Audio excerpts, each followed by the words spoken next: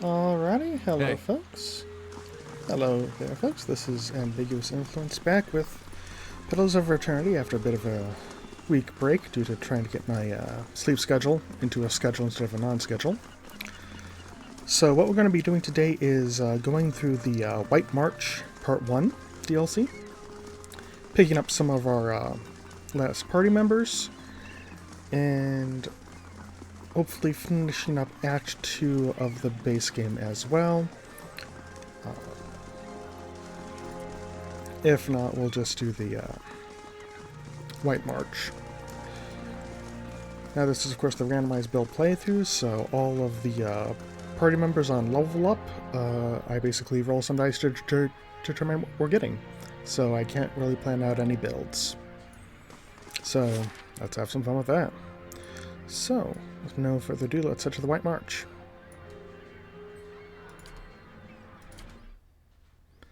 I will not be using high-level content scaling.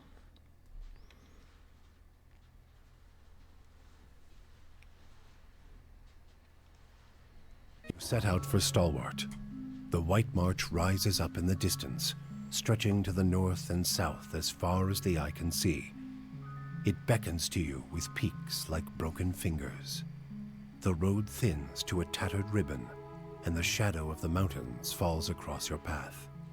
You've barely begun your climb when the darkening sky pummels you with hailstones and turns the ground beneath you to ice.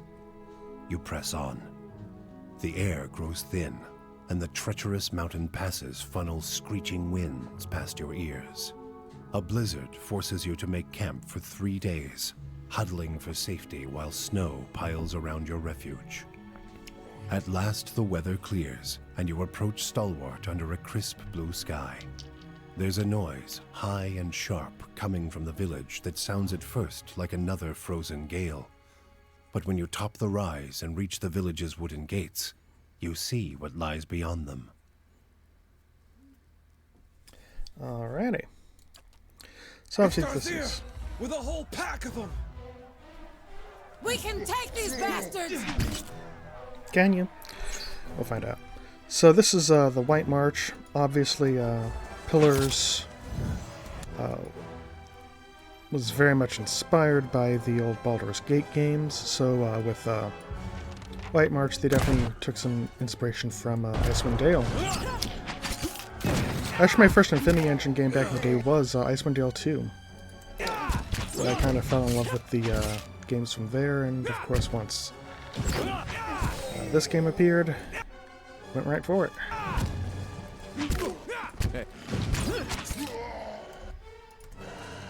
So right now we arrive and the village is of course under attack by ogres. So now there's ogres, okay? And we'll be wading through those for a bit. Look out! More of them by the fishery! Oh no, not the fish. Let's send Haravius to deal with the cannoneer because... anything with a cannon could be bad news. Oh no, that's a chanter. Well, let's have everyone else kill the chanter. Ignore both, kill the chanter. Thank you. Yep. Do a lay on hands to heal up. Haravius, you just target there to help with your weird-ass pathing.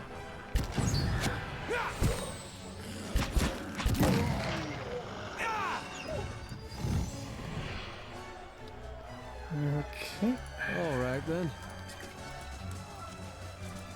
Explore down here. More ogres.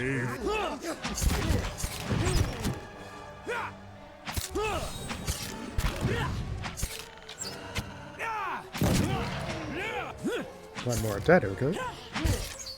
How are folks doing tonight? Hope you're all having a good one. Getting a good start on the week.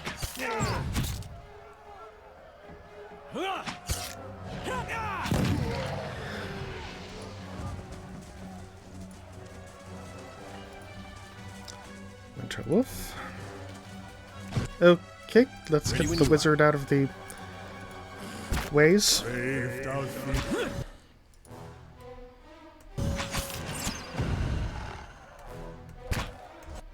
He's not attacking yanked, so Need something? wood. I'm ready. Get on! That's how it's done! Hey. Get some loot.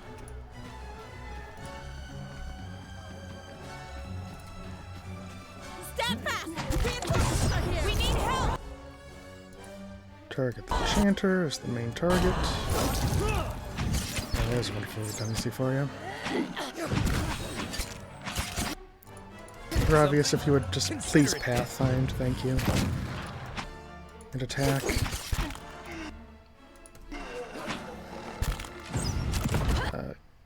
Okay, have you attack the cannoneer. Also, use some magic missiles. SMGs.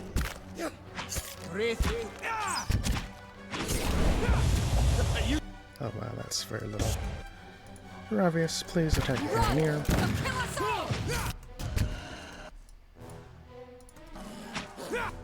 Everyone else attack something.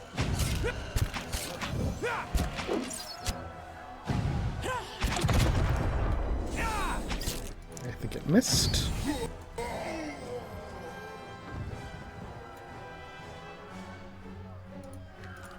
Of course.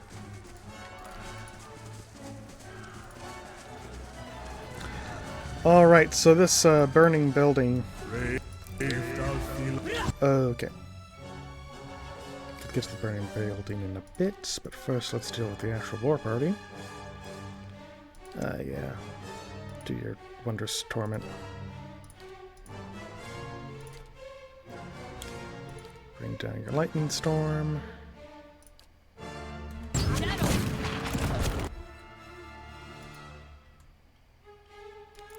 I want you to knock down the cleric. Oh yeah, that's the lightning storm right there.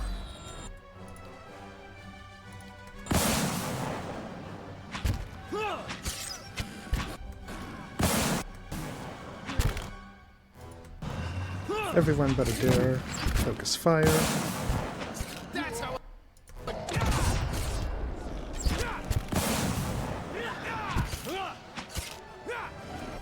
Okay, focus fire on the war leader now. Ashley will have Gravius. Oh, it travels with him! Oh, that's nice. First time using this version of the spell, so have you guys target the back rank as well. Use another knockdown. Hey.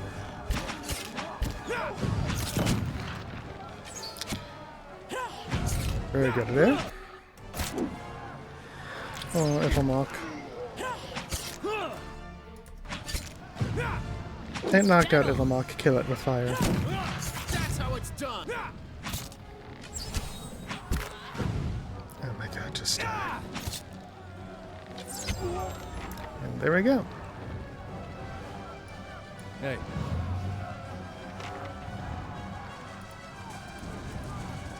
Darcier's fallen. Back to the matron now.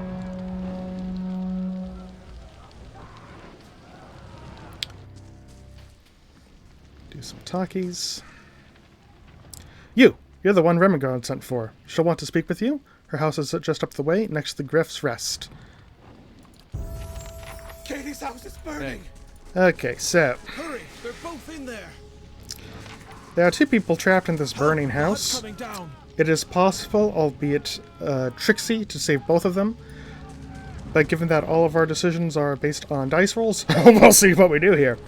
The roof of this hut is almost entirely enveloped in flames, lighting the snow in stark orange hues. Several beams have been rendered to ember-dotted husks.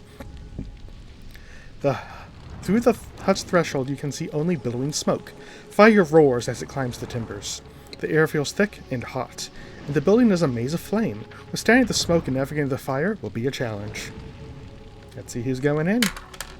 Enter the burning hut yourself. Okay. Leap forward over the burning smoke, burning threshold, plunging past the veil of smoke. Inside the house, fire has pitted the walls in beams with a thick haze rolls through the building. It is hard to see even a few feet ahead, save for the occasional glimpse of glowing embers. And Clarence will bravely run away. Oh, hi there, Canary Hines. Good to see you. You can easily move through the burn. You move easily through the burned house, thus far unharmed. You turn to race for the exit, pushing past the smoke and flames and out into the mountain air. So Clarence has pulled a brave Sir Robin and gallantly chickened out. You all right? I was sure that thing was coming down and taking you with it. Too bad about Lugholder and Keddy. You look like you could use a drink. Take this over to Hafrix and have one on me. Okay. Hey. I mean, to be fair, I really am not going to give someone crap for, like, deciding to not go into a burning building they don't know the layout of to save people. Because, that is a good way to get yourself killed, unfortunately. That's why we have professionals. Even they don't always make it. But on a lighter note, let's level up Kana, see what we get for him. Okay, that's going to be another point in stealth.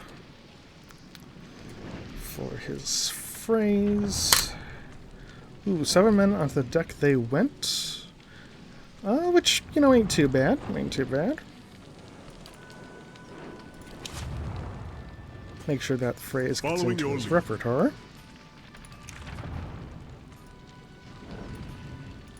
There we go. Hey.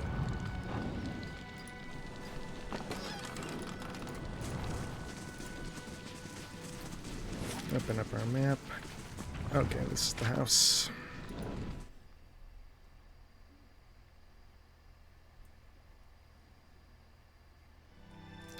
You see a middle-aged woman and a younger man locked in an argument. Both wear clothes streaked with blood and dirt. The young man turns to the woman, a fresh cut visible below his eye. They've destroyed the stockade, Mother. It's... Enough. They're gone. She holds up a hand, which is missing the final joint of the ring finger, but it's her voice, sharp and steely, that silences the young man.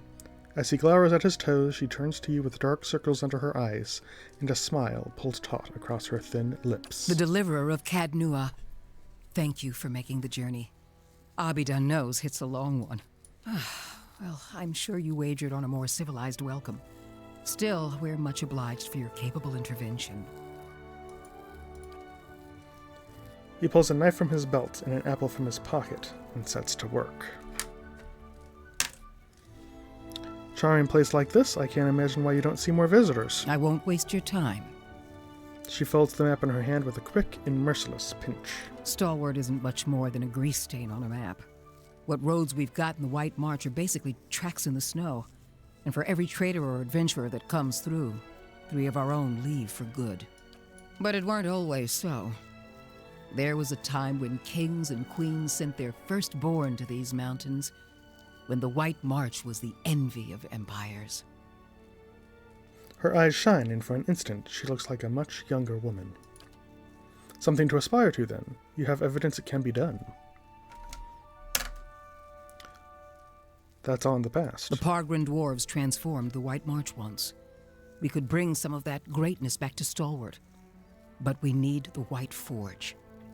I know of it. Then you'll know that no one's felt as much as a summery breeze from the White Forge for over 200 years. I'm hoping you can do something about that. And why would I do that? Told you.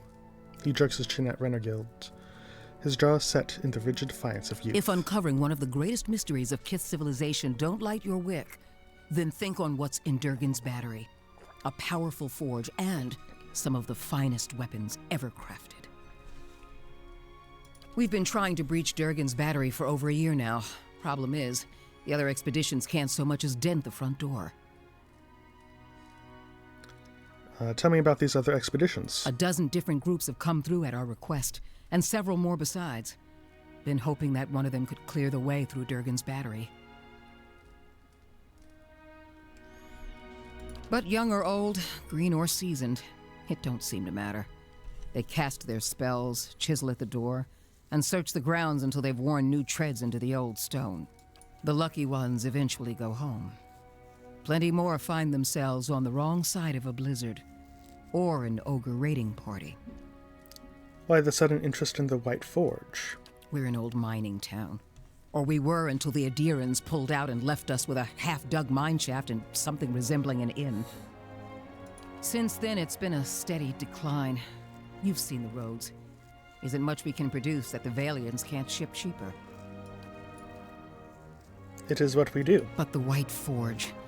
well, if we could fire it up again and start producing Durgan steel, or something close to it, wouldn't matter if we're in the White March or the Living Lands, business would come. The young man says nothing, but he tosses a sliver of the apple peel into the fireplace. And that's why you need my help. That's the long and short of it. We're laborers and fisherfolk, not adventurers.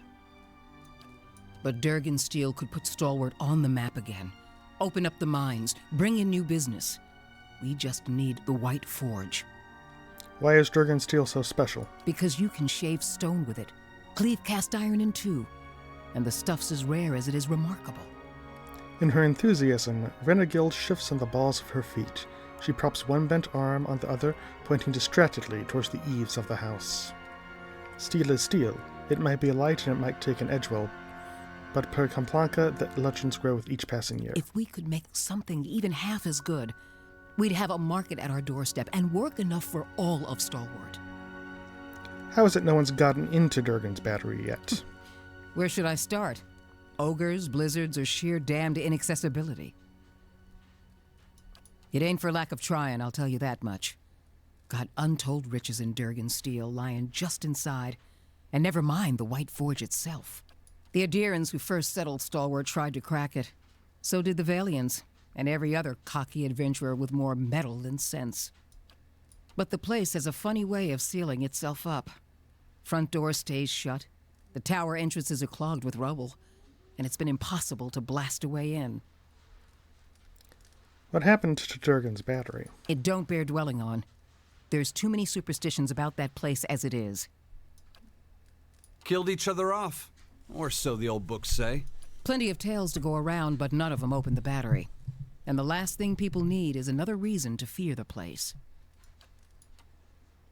Kith do enjoy their ghost stories, though the Glenfathans take theirs very seriously. Whatever it was, the other Pargrin dwarven settlements in the White March, Bone Picker, the Hawk, and the rest, emptied out not long after, moved to gentler, greener lands. Had the right idea, if you ask me. I don't see why you need the White Forge to make good steel. Finally, someone talking sense. He raises his knife and half-peeled apple to the fire in a dramatic gesture of exasperation. Durgan steel wasn't just good. It was some of the best. We need the best if we're going to keep Stalwart alive. She glares at Aldrich, even while she speaks to you. No one alive today has seen the White Forge, but the old stories tell that it was powerful, glowed white-hot, and gave off a steady, even heat, unlike any other furnace. Let better-schooled folk puzzle over how the thing was built. I just want to see it put to use. Tell me about the Pargrin dwarves. Pargrin's a word in their language. Means traveler. They've been wanderers for generations, but I couldn't tell you much more. All right, any idea of where I should begin? The battery's up the mountain to the north. A good hike away. Near Galvino's place, huh? Ulrich says it in a breezy tone, but Renegild falls suddenly silent, consternation hardening the lines on her face. He smiles and draws his knife across the apple again. So it is. Though I was going to suggest dealing with that ogre camp before anything. Who's Galvino? Mestre Galvino, as the old crosspatch prefers it. Lives by himself and keeps the wilder and beasts at bay through sheer foulness of his temper. She means to say he's a skilled smith and animancer, who's lived in the shadow of Durgan's battery for over a decade. I'd say that's worth mentioning. And he butters his bread on both sides and fits his left shoe before his right. But that's neither here nor there. It seems odd that he lives out in the wilderness by himself. Not doing much worse than any of us. Huh. He wore out his welcome in Stalwart. He's better off with ogres and Lagufoth as his neighbors now. What happened with the Galvino? Old lunatic finally went too far. And we sent word to the Valiant Academies. I don't like speaking on it, but if you want to get his guff, Just remind him that we gave him the boot. I see. Ain't nobody here fond of the man, but he's a clever hand and a quick study. It's a fool who thinks he stayed so close to the battery without figuring something about it. You said as much to the last party, and we haven't seen hide nor hair of him since. Maybe they didn't run afoul of Baragon's ogres after all. Just watch your step. Galvino's place is a ways east of the battery, and folk who pass it bring unsettling tales. Tell me about the ogre camp. Belongs to Flames That Whisper, Matron Baragon's clan. Hunters tell me they've been active of late. Hunting elk and otherwise minding their own damn business. He pops an apple wedge into his mouth and chews it aggressively. Minding their own business. Never mind the latest expedition's disappearance, or the broken stockade. I'm saying we shouldn't agitate him further. If you want me to kill some ogres, just say so. Can't speak for my son, but I'd be most obliged. Also, Baragons like to have whatever the last expedition found. Rumor has it they disappeared near her turf. Killing a matron will only make our problems worse. The way to approach Baragon is with your hands held high. If anyone could parley with an ogre, I suppose it'd be you. But they aren't known for their patience with prattle. Got it. Good. Before you leave town, stop by the Grave's Rest. Most visitors to Stalwart spend some time there, so Hafric and his patrons may be able to give you the lay of the land.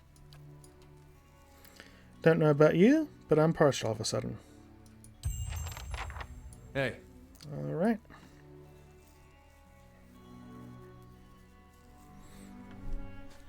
So we are going to go around town here in Stalwart, pick up some side quests and all Looking that. everywhere for you. All right, then. The man is sweating despite the cold. He opens his mouth to speak, but all that comes out is a loud hacking cough. He bends forward, bracing his hands with his thighs where he heaves and gasps. After a lengthy duration, he raises a finger, still panting. All Hafric's fault. Damn fool sent me to the other side of town looking for you. At last he stands. He wipes his dripping brow from the back of his hand, and then offers you a hand in greeting. That hand in greeting. Pick your nose, then shake his hand. He takes your hand vigorously. Pleasure to meet you. I am the captain of the militia around here. Really? I didn't see you during the ogre attack.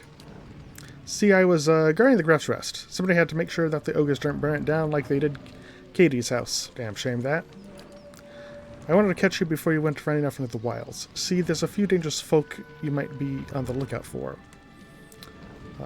Plus, if you're heading out to Longwatch Falls, I thought you could pick up a thermal pearl for me. He looks away and twists the toe of his boot into the snow. You want me to find a thermal pearl for you? That's the thing. I already found it. I just need someone else to go out and get it. See, it is in a hot spring up near Longwatch Falls. Would have grabbed it myself, but that's when I looked around and saw the Loganfell. Must have been 50 of them. I would have fought, but I started to wonder what the rest of Stalwart would do without me, so I ran. For the sake of those, of course. What is the thermal pearl anyway? They form in the hot springs, something to do with all the minerals in that water. Smells kind of funny, but they're full of minerals. Just have to crumble them into a pint. They cure scurvy.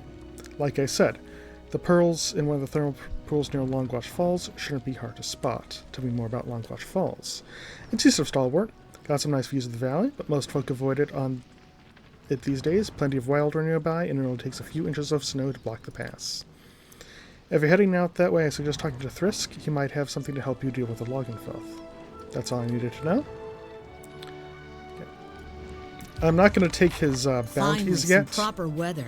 Don't see What do you the say to a harm. dip in those Building's springs? thirsty work. Because it will add some spawns into the maps that I don't necessarily want to deal with right yet. Figured you'd be out of here in a flash after the fighting died down. Most people don't stick around after they figure out the ogres are making regular visits. I would have helped fight them monsters off, you know, if I didn't think I'd just get in the way. And with you there to handle things, everything turned out well enough, didn't it? Don't see why Havric's still sour at me. What's this about Havric? Oh, Havric's the innkeeper over at the Grave's Rest. I may have been hiding in the inn when the fighting started. The raid didn't improve his disposition any. Did you know he has a whole case of Fenlin liquor in there? I keep offering to buy it off him, but he says he's saving it up for when the battery's open again. As if we're gonna last that long. Anyhow, he said he'd thrash me up and down the mountain if I didn't leave him be. It seems reasonable to want to save it for a special occasion. It's delusional is what it is. Point of fact, what with you dealing with ogres and everything, maybe you'd, you know, be willing to help me out. From saving the town to swiping liquor, there's progress for you. Averick keeps all the good stock in the inn cellar. Out of sight, you see. I mean, it's bound to be under lock and key, but I'm sure he wouldn't miss a single bottle. Not with everything that's going on. I'm not going to rob the innkeeper for you. Shh, all right, keep it down. I didn't mean anything by it. But if you happen to come across some, and maybe you could share? Hey, Okay. Let's head into Greff's Rest.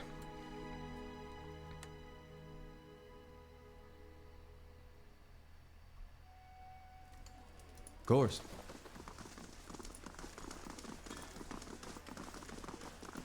Owena! Go check on that Orland. Make sure he don't steal nothing. Never seen such a bloodbath. Feels like we got half the town's survivors in here, just drinking to forget it. The dwarf surveys the crowd, his expression sober despite the half-empty flagon by his hand. He shakes his head and looks to you, remembering himself. But I hear you helped drive the ogres out. Didn't know you furry folk had it in you.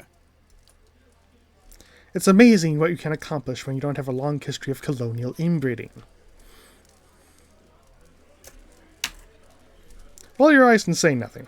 You're welcome to warm yourself here. Got hot food and cozy beds. Though your cousin seems to have holed up in one of my rooms. Another Orlin, I don't have a cousin here. That's a relief. Can't see you having anything in common with a good-for-nothing layabout like that anyways. Showed up a few days ago, sticks his nose out of the back room just long enough to empty his chamber pot. Up to no good, I tell you. I'd like nothing more than to see him gone, but I don't want to ruckus over it. I could talk to him. Don't hurt him or anything. I just want him to leave peacefully. Given your history, I thought I'd be clear on that point. Back to warm your hands, eh? What can I do for you? I thought you might want to know that, Rayfald asked me to steal your liquor. He did he? Suppose he didn't expect you'd be the honest sort. I'll have it put away somewhere safe. Thank you for doing the decent. Back to warm your hands, eh? And what I can I do? would For like top quality bear Evren. pelt. Yeah, let's go for this one.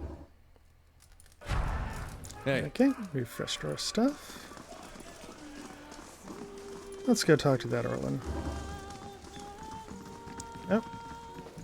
Adair's got Hope I something didn't to seem say. ungrateful back there in the battlefield. And you went out of your way. I didn't notice. Got real close. Didn't expect that. And for a second, I thought I was going to finally see some answers. Foolish, of Oh, course. Adair. And why should I get answers? There's a world of Aethasians out there. Don't know if their god's been blown up. Still, man can't help looking back. Guess you'd know that well as anyone.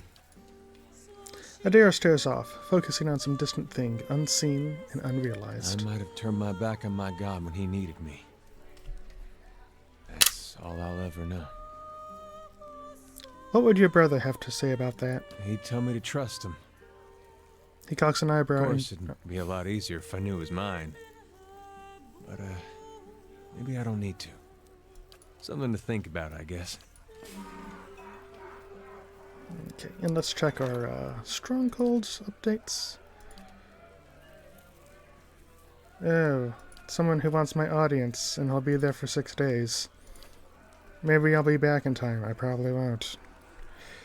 Okay, let's see what we want to build at our place. Yeah, let's just go down the line with the dungeon. hey, Let's see what's in here. Nothing. Oh. Would be helpful if I was pressing the right button. Not to be rude, but I'm rather busy. Can't you get another room? Hayfix sent me to check up on you. He dislikes Orin, so of course he thinks you're up to something. He... What? Oh, no. No. Is she there? Did you see her? What are you talking about? Devala. That woman. The slaver, I was a slave in Raid Ceres. I ran away. Made it here. The mountains are usually the best place to lose slavers, but Devala's one of the best. That's terrible. There must be something we can do. I just want to get out of here. I've scraped together enough money to reach New Haelmar, but the locals talk about a Raid Saren party. It's got to be Devala. She's been after me since the foothills. I'll pay you if you can get rid of her. I don't care how. I'll do it. Thank you. But be careful. She wouldn't have come alone. Hey.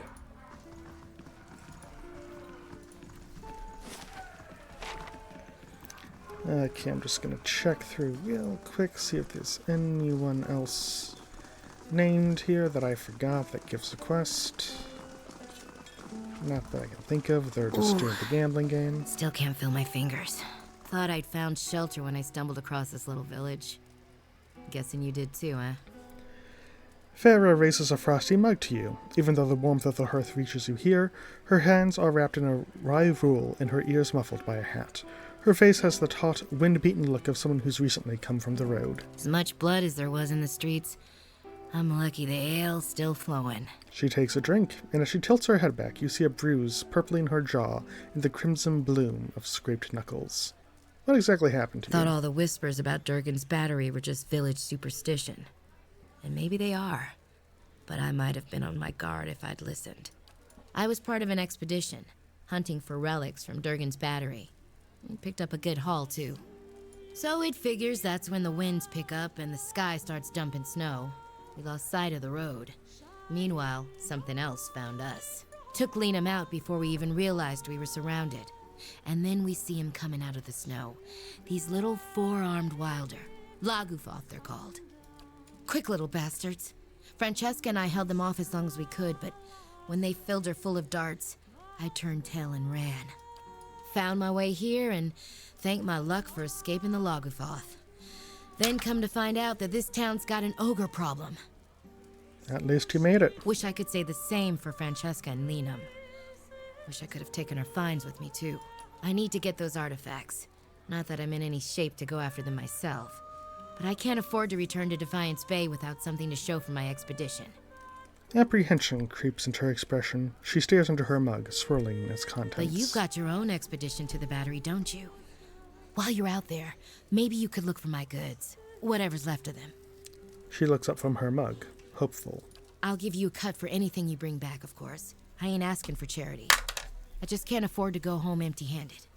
Tell me what you're looking for. Like I said, we were treasure hunting near Durgan's battery when we were ambushed. What else do you want to know? What do you know about Durgan's battery? Just that it's been locked up tight for 200 years on account of those dwarves having a row. Which means that any trinkets from inside fetch a nice price. Sorry, I'm more of a businesswoman than a historian. Renengild told me that another expedition came through before I arrived. Was that you? Who? No, that would have been somebody else. We didn't meet with Renengild, or anyone else in town for that matter. We were operating on our own. Why are these relics so important to you? We took out several loans to pay for our trip out here. I'm gonna have trouble if I don't pay them back. I mean, you live in a time and place where you can pretty much easily dodge your creditors by just going in the opposite direction, so... Remind me where I can find your caravan. What's left of it should be near Durgan's battery. If you stumble across the Lagufoth, you'll know you're close. Examine her teeth. As Farah talks, you notice that her teeth and gums are stained with dark spots. The dark spots on her teeth and gums are signs of Svef use in addiction in this setting.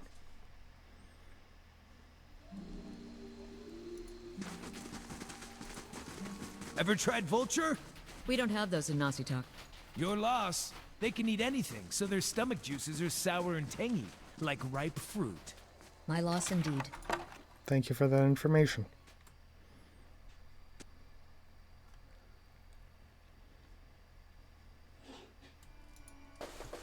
It must be soon. 2 days, no more. This dwarf is busy staring into the fire, slowly puffing away on his pipe. As you greet him, he's visibly startled, and his pipe clatters to the floor. Sorry. Didn't hear you come in. My ears aren't what they used to be. Who are you? I'm Thiersch. I've lived here long enough that Kith have started calling me the Old Hunter. And that's about all I can say for myself. I have some questions. Coming to your elders for advice, is it? What can I do for you? Telder said I should talk to you before I head to Longwatch Falls. Good thing you did. Hot springs north of the road are crawling with Loganfeth. I'm surprised Telder found himself out there. The thing to know about Loganfeth is that they're fast, tolerant or cold too, so try another angle of attack. Something seems to occur to him. He pats his pockets, clenching his pipe between his teeth. These will come in handy. Use them if you get in trouble. Oh, poster mirrored image. Alright. If I'm being honest, though, I say those beasts are still going to be a challenge for you. I know you've held your own against those ogres, but it might be wise to wait a spell before you take on those Loganfeth. What can you tell me about the ogres? Only that they've been coming down in force again and again, trying to drive us out or kill us outright. The moment we started looking into Durgan's battery, it was like we kicked a hornet's nest. You made a good showing against that last group, by the way. I think you've given them reason to think twice about coming back. How did you get injured? Wasn't the ogres, I can tell you that. Put a few arrows in one of those and they generally have the good sense to back off. But I've been hunting this wolf for near a year now. A man-eater. Cunning, nasty thing. Every time I get close, it just slips away. The beast has already claimed many lives. The first victim was my son, Saldrin. Got the better of me this last time. Distracted me long enough for one of its kin to turn up. Nearly bit me clean in half. I'm a few weeks out from trying again. No animal is going to best me. I'll bring it down. It needs doing. But I warn you, this beast is not to be trifled with. It must make its lair somewhere to the west. If you mean to go there, keep your wits about you. Watch yourself on the mountain. In these lean times, everything looks like prey to something. Farewell. Hey. Okay, picked up that quest. At least got some info.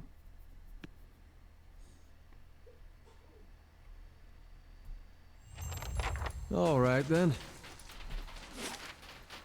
Do you enjoy hunting with your Stelgar form? Or do you prefer traditional weapons? Well, my favorite trick is to pretend I'm just a dead Orlan until something gets really close. Then I shift. A clever tactic. I'll say, I once killed a moose by giving it a heart attack. Talk to the merchant. See what they got. Yeah, stock up on some of the just tools.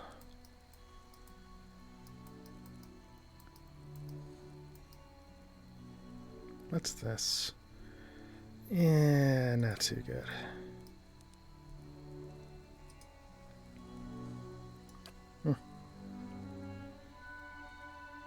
That actually would be goodish for a monk.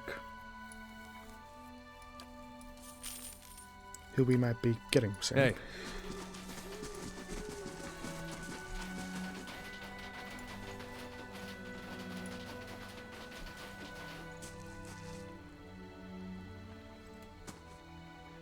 I'll find it, without your help. Not giving up, you hear me? Ah, yes, generic dwarf voice.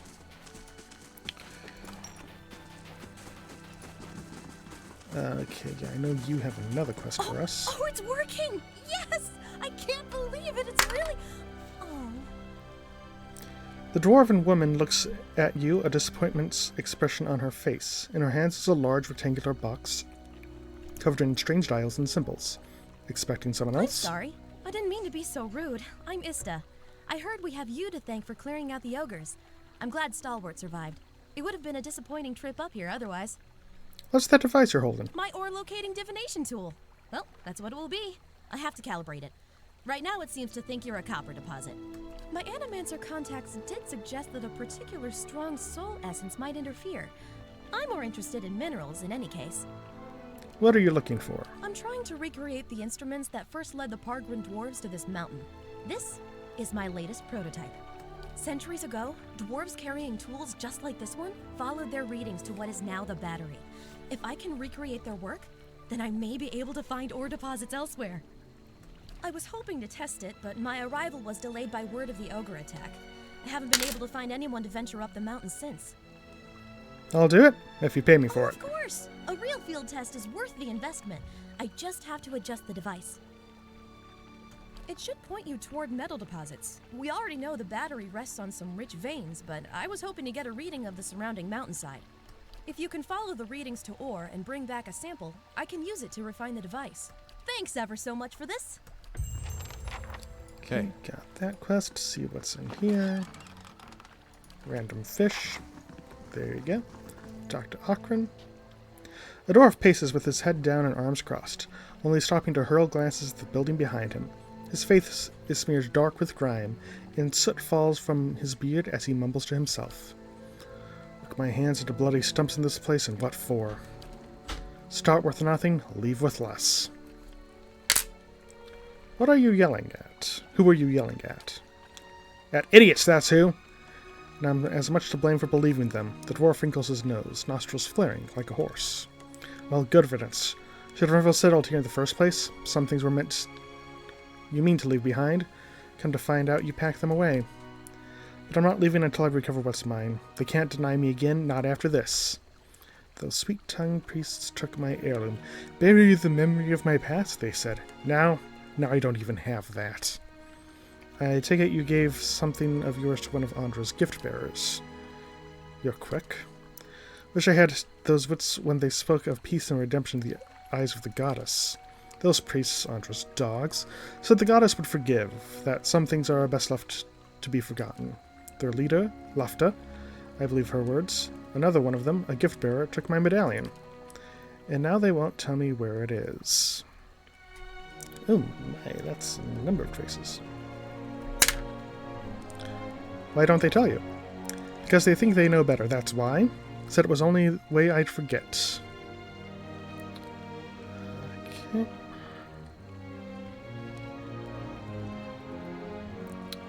Why did you want to forget about your past? That was a different life, better days until. It's my burden to bear, not yours. I thought I cast it away, but the memories I lost were all the wrong ones. What else did you give the priests? The dwarf casts a measuring look at you. He quickly turns his head away and nods. You understand its value. You'd understand its value. My armor, a set finer than I've ever seen, but worthless to an old dwarf. I'd have traded it for the medallion, but fool that I was, I gave them both. Okay. If I find anything, I'll let you know. Not the kind of talk that I've grown used to these last few years I admit. The priests may pretend otherwise, but folks here tend to look only after themselves. I'd be surprised if they return willingly. They believe it's their sacred duty to cast the offerings to the gods to some place where they'll be forgotten. But to find where they drop them, I think. What's Lofta's role in all of this? She leads the group of crows. They take over the temple as folks started to leave. Came to unburden those that sought to forget their misery here, they say. Goodbye. I don't expect luck to grace me now, but if you find anything, I'll be here. Count on it. Hey. Let's go give them a talk.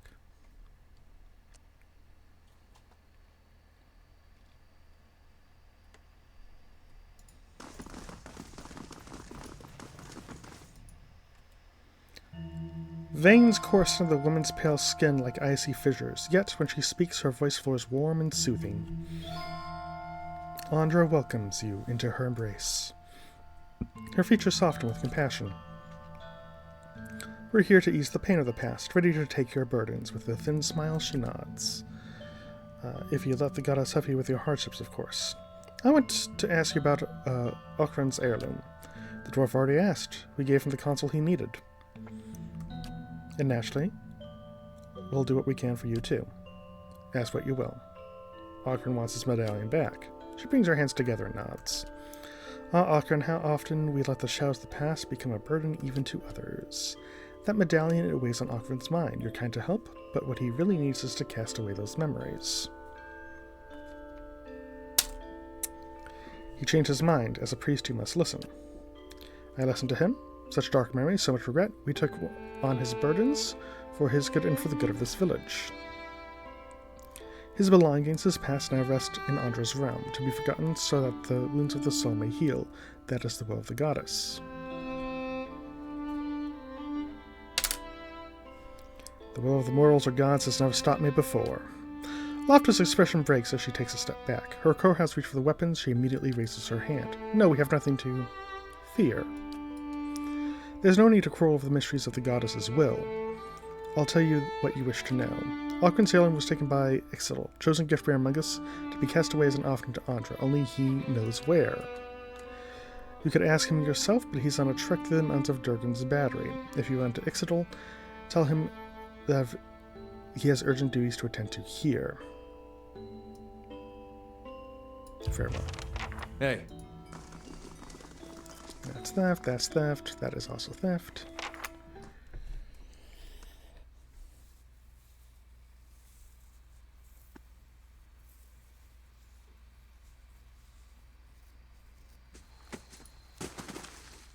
As you step outside, the heavy wooden door of the temple slams shut behind you. You hear someone barring it from the other side. It sounds like the priests are engaged in an agitated conversation. You get the sense that they are discussing you, but you're also certain that the door is too thick to eavesdrop through, although there may be other places nearby that you'd stand a better chance. Nothing will slip past me.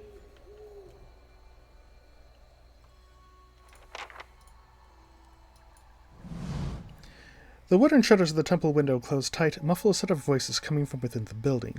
You can't quite make out the sense of the mummer, but cracking a shutter open would likely help. A rusty iron latch holds the window shutter closed. With care, you should be able to unfasten it without being noticed. Unfasten the latch. You carefully begin to lift the latch from its metal hook. Halfway there, the rusted iron resists with a screech. You freeze, listening to the voices in hopes the priest can hear. The conversation continues uninterrupted. Pour some oil on the latch. You grab the latch and apply just the right amount of oil, nudging the metal until its rust gives way without a sound. Carefully, you pull the window shutters open enough to let the voices flow through. You hear a man speaking, his tone agitated. You do that. Hope that mounts will do it. What if his sentence cuts, as if the men he's speaking to were speaking to all sides of the room. Suppose he tells them instead, what then? You recognize Loftus' voice responding. Why would he? And with all these dangers near the battery, our gift-bearers won't delay. I expect that the man interrupts her. You always expect. Look what that's taken us. A dying village against the walls. Ixtel's not back yet. And now I have to do his part. His voice drops and seethes, muffling what he has to say. Do you think I wanted this, that I couldn't know in advance? A pause ensues, as tension growing until the priestess's voice cuts it in half. We can't wait for him. We must fish out the last batch quickly, and after that, we'll decide. A man responds in a broken voice, barely audible. You only distinguish the last words. In that rusted-run pond, I'll go. The exchange seems to end. Cautiously, you step away from the window of Andra's temple.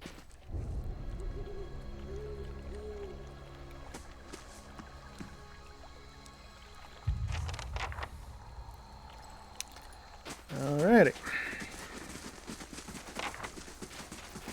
That's what I get for asking directions in the middle of nowhere. Here is one of our party members. Say, I don't suppose you've seen any mysterious old buildings in the mountains lately, have you? The Almoa wears an assortment of bangles, bands, cuffs, and chains as thick as armor. She watches you with a raised eyebrow and eyes gleaming with mirth. You mean Durgan's battery? No, but I've heard that name a lot around here. I'm looking for the Abbey of the Fallen Moon. It's an obscure temple dedicated to Andra. Why are you looking for the Abbey? I'm a gift bearer. My job is to gather tokens of things people want forgotten and surrender them to the Lady of Lament. Best place to do that is the Abbey of the Fallen Moon. What kind of tokens do you take? Anything that represents a moment or a memory someone wishes to leave behind. Well, love notes, awkward family heirlooms, bad poetry, the kinds of things you want to forget. Gift bearers usually dispose of tokens in the sea. Why are you going to the Abbey? Well, you throw some things into the sea, and maybe they wash up on shore one day. But you want something really good and forgotten, you take it to the Abbey. So what are you taking to the Abbey? The Abbey's all about forgetting. Wouldn't be much forgetting if I told you about it, would there? I see. I might be here a while. Half the villagers have never heard of the Abbey, and the ones that have, no one knows where it is. So I'm trying to think of this as an extended holiday in a remote mining village that smells like fish. I've got business in the region. We could travel together. You won't regret it. I've got a lovely singing voice. And the company's welcome. Okay, let's Cores. dump Pelagia, bring you on. Get you leveled up. I think we got like 9 freaking levels to go on her, so this is going to take just a bit. Let's roll for skills. Ooh, we got some survival. We got some athletics. Some more survival. And some lower. Okay, so her second level talent is going to be from the offensive group. Just roll the d30. That's 30, that's more than they have. I think 25 is more than they have too. 15. 1, 2, 3, 4, 5, 6, 7, 8. Oh! No. I think I'm thinking of later on. D12 it then. 7. 1, 2, 3, 4, 5, 6, 7. Marksman. Yep, totally good for a barbarian. The wonders of the randomized build. Athletics. Survival. Lore. For her ability at level 3, we're getting Wild Sprint.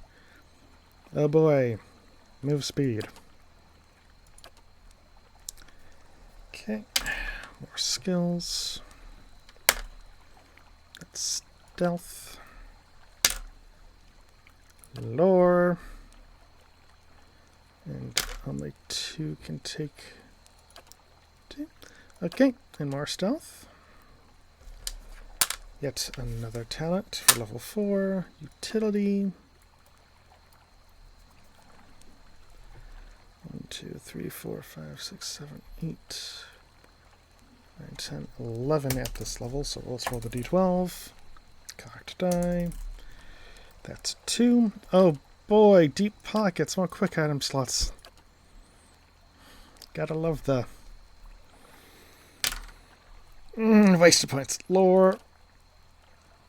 Only one that can take it is the mechanics. Okay. Barbarian ability. Blooded. Causes the barbarian to lash out when in pain, granting a bonus to damage for as long as his or her endurance is below 50. Alrighty.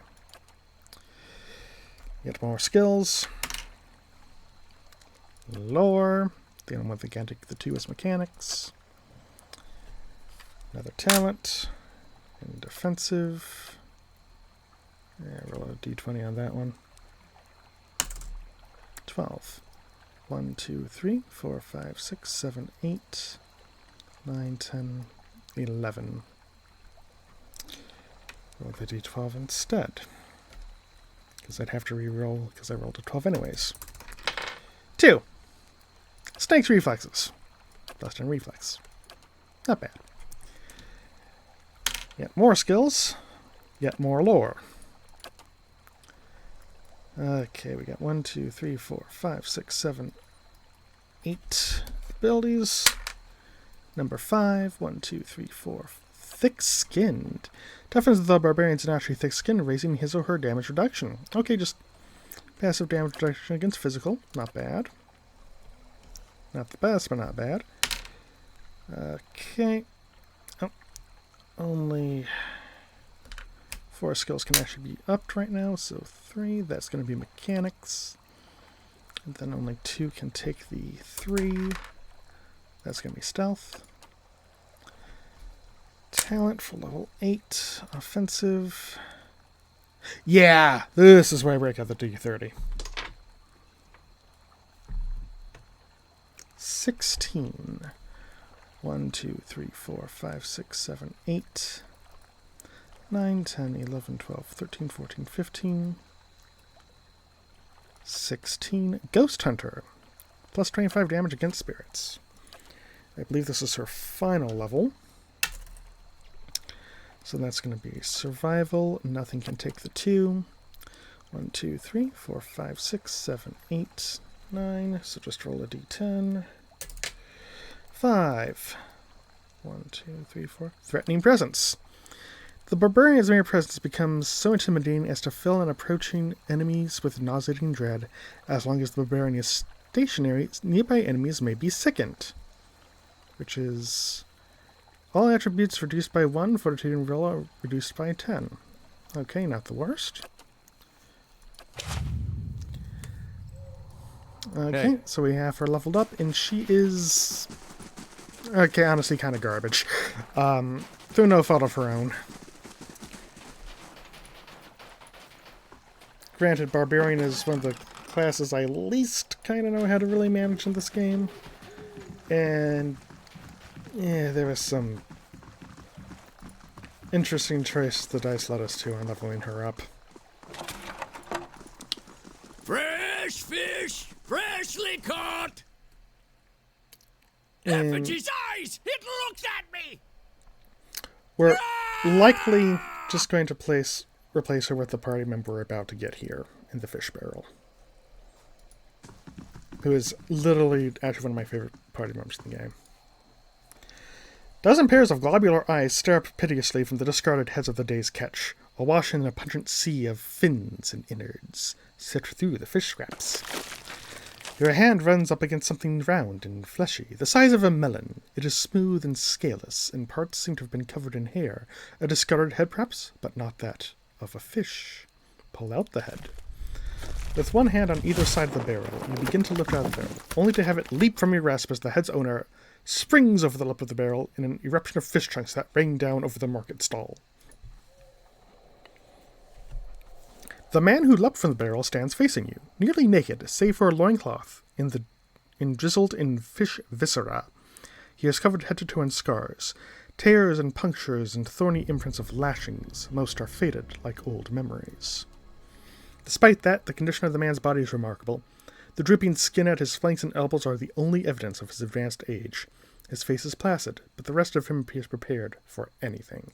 You must forgive, Zawa. I was not expecting you. He looks you in the eye at first, but his gaze drifts now and then, settling on strange parts of your face as though distracted by new discoveries. If he is at all flustered, he gives you no indication. What were you doing in that barrel? Zara scratches behind his ear, dismayed. Resting my eyes, I thought. Waiting for the Malkachoa to bring me insight. It would seem I dozed. A good thing my master was not alive to see it. Zara blinks, leaning in to get a better look at you. His enlarged pupils seem to crowd out his pale irises. Are you real? No. A vision of the Malkachoa, then. I was expecting something more unusual. A flaming bird, perhaps, or a talking gemstone. Malkachoa? A small white mushroom. I have heard it called snowcap in these lands. It can reveal the true nature of many things. You have a master, you said. The man traces your inadvertent glance at his scars. He smiles politely. A teacher, not an owner. Zawa is a free man. Well, as free as any of us. I still don't understand why you were in that barrel. I was freeing myself from vanity. Did he say sanity or vanity? Consider, how can one be vain who is bathed in the smell of dead fish? I don't know. I had the idea when I passed this way earlier. I am pleased with the results so far. He smiles at a woman whose head is swiveled toward him as he passes by, a look of revulsion on her face. Distracted, her toe catches on a stone and she nearly falls on her face. He claps his hands together. Yes, quite pleased. Those scars are from battle? Zara glances down at his body. From battle, yes. I left them upon my enemies. He points at various patches of crisscrossing scars. These were struck against fear. These against pleasure. These against hatred. Those down there against greed and doubt. And these... He points to his face. These were for vanity. You made those scars. I cannot take credit for all of them, but I did most of the good ones. His mouth perks. I put them there in battle to remind myself what is real and what is not. Our worst enemies are inventions of the mind, pleasure, fear. When we see them for what they are, we become unstoppable. And you have achieved this. I feel I have been close, but never for more than an instant. In the moment when the pain is sharpest, the world becomes clear. In that moment, I am a match for anyone. Your wounds must have caused you to suffer greatly. Of course. I am fortunate to have suffered so much. If I did not suffer, I would not aspire to free myself from it. I would wander from one unfulfilling goal to the next. More wealth, a better station. My soul would wither. But to search for a place beyond suffering's reach is to nurture the soul. To harden it against the elements, suffering, is the greatest gift the gods have given us. Their most beautiful, perfect creation. It is the hand that turns the wheel. Do you often smear yourself with fish? Gods, no. What a way to travel the world. The usual way is to smear yourself with the ashes of the dead. But they do not burn their dead here, so I have to make do with what the land provides. The cold seems to conquer the smell. Even now, the scent hides itself. Disappointing. You don't seem like you're from around here. I was visiting a monastery, not far from here. I found it empty, but I met a messenger as I left. He carried a call for aid. Seeing that he would find no monks at the monastery, I chose to go in their place. Zawa is no longer young, but in combat he is still the greatest of the Takan people. It seemed only right that he should go. Stalwart hired me as well. I would not say I am hired. I seek no wage, and I promise no result. I have chosen a path, and my spoils come from walking it. An uneasy frown settles on his face, almost a wince. And this fortress, this Durgan's battery, its people are gone. Zawa would know why. If you seek the White Forge as well, I could use the help of an experienced warrior. Zawa's face tilts upward, his eyes fixing on the sky. He remains motionless, entranced. At length he blinks as if awakening and looks back at you. He shrugs cheerily. If one wishes to swim, it is no time to argue with the current. We are here together in this moment because a perfect force has willed it. Who is Zawa to argue? I will walk with you so long as the gods wish it so. Let's be on our way. Okay, gonna get Zawa in the party to his 9 levels. Woohoo. Okay, let's roll skills. Stealth. Mechanics. Lore. Cocked die. Ooh, mechanics. And then athletics. Okay, so for talents, there's my D4. Defensive ones, roll a D6. Snake's reflexes. All right. Level 3. Got athletics. Lower. And only 2 can take the points. 1 in survival. Okay, so for monk ability, that's going to be Force of Anguish, a powerful attack that knocks the target back a significant distance if the attack is successful. Target bumps others out of the way and bounces off hard surfaces like walls before ending up prone. It's a pretty fun one. Okay. Lore. Mechanics. And nothing can take a 1. So for talent. Offensive talents. Yep, break out the D30. That's a 3. Weapon focus noble. Dagger, rapier, mace, scepter, rod. That extra accuracy for those will be deceptively useful later on for how I'm probably gonna equip him. Okay, so we got stealth and lore. 6. That's a 2. So turning wheel. The monk is able to channel physical pain into pure energy and redirect it at his or her attackers. While the monk has wounds, he or she adds a proportional fire bonus to melee damage. Self, plus 5% burn damage per wound.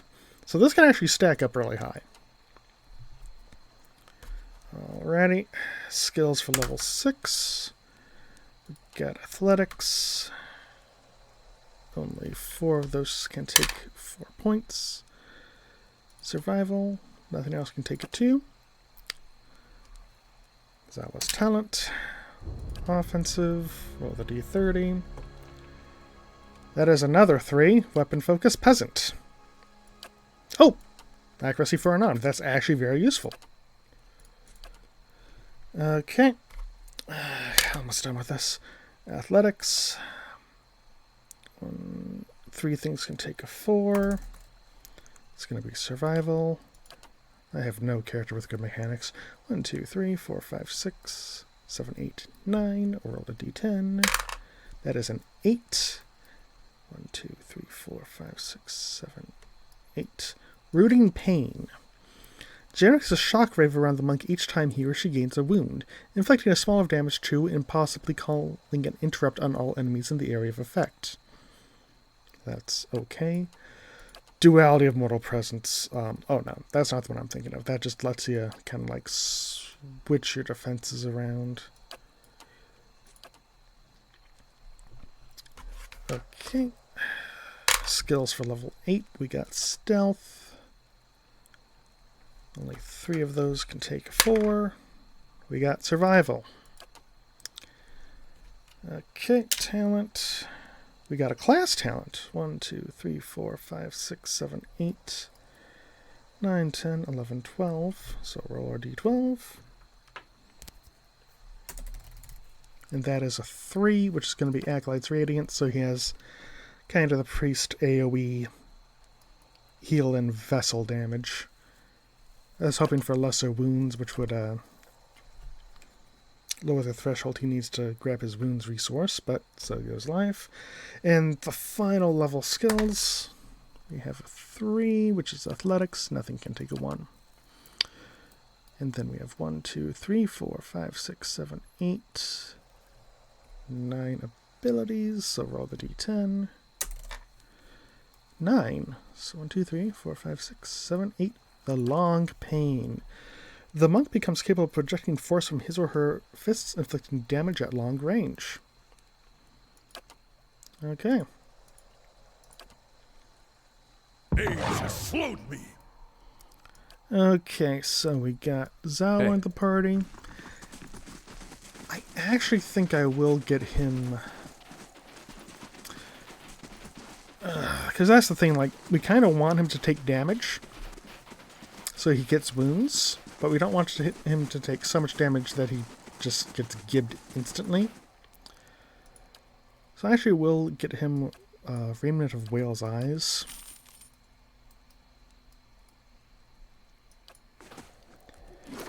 Because it will give him some defense, especially against mental conditions, which is always nice. Hey.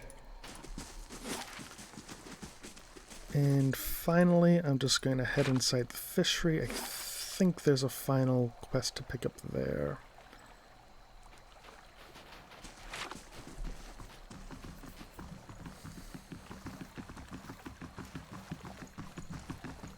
Or around here, I should say.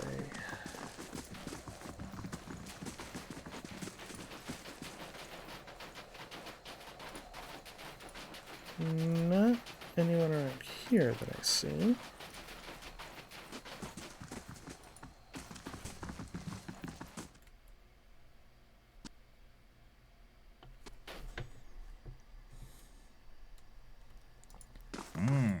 Let's have some skewers while we're here. Nada. Okay. So with that, let's head up to the Durgan's Battery area and go see Galavino at his shack to advance the plot and to get our final party member.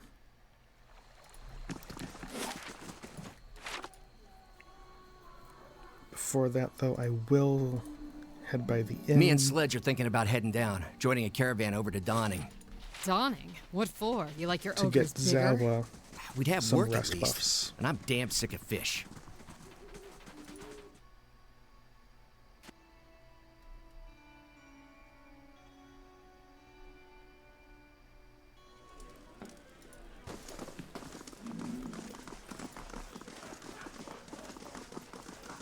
Back to warm your hands, eh? Top quality. Just a good +2 to all the physicals. Hard to beat.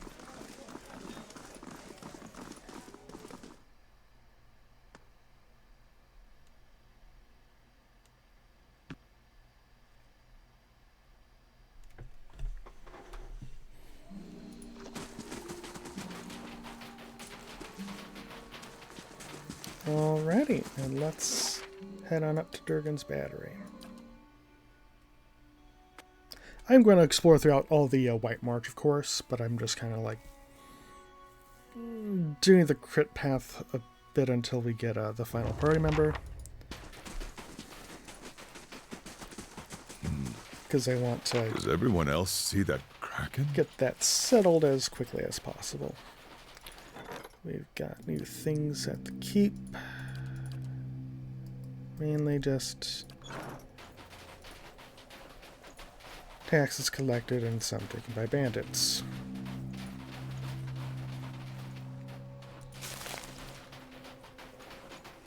Deer. I'll stay out of Let's go sight. into scouting mode just to give us some stealth. Lots of stag. Oh! We upset the stags.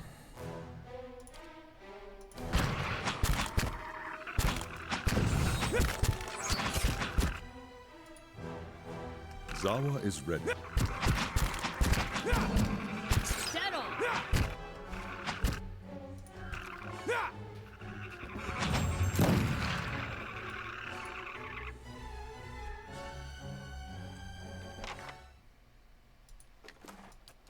Course. Okay. I'll go on ahead. Follow the path for a bit.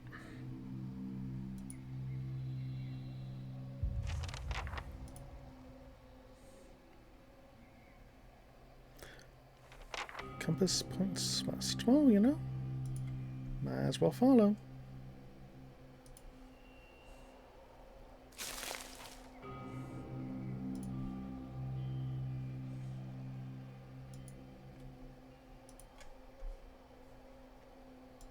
Help? Somebody help me? Alright, let's take a look here. Help, please, I'm down here. Standing on a narrow outcropping far below the edge of the chasm, a villager waves his arms frantically. The village is well out of reach, and the uneven, slick surface of the chasm would prove difficult to climb by hand. Okay, let's see who we send. Tie a rope around Zawa's waist. You leap the length of rope around Zawa's waist and tie it off as best you can. You aren't entirely sure the knot will hold. The trapped man presses himself against the chasm wall. Please hurry, the ice is starting to crack. Looking down, Zawa can see another smaller ledge further up along the side of the chasm. It is close enough to jump to, but it may not be able to support much weight. Jump down to the nearest ledge. Zara leaps into the chasm. Zara lands hard, boots slipping on slick ice. Zara falls backwards, arms windmilling. The back of Zara's head slams into the ice with a loud thunk and a burst of pain, leaving Zara dazed.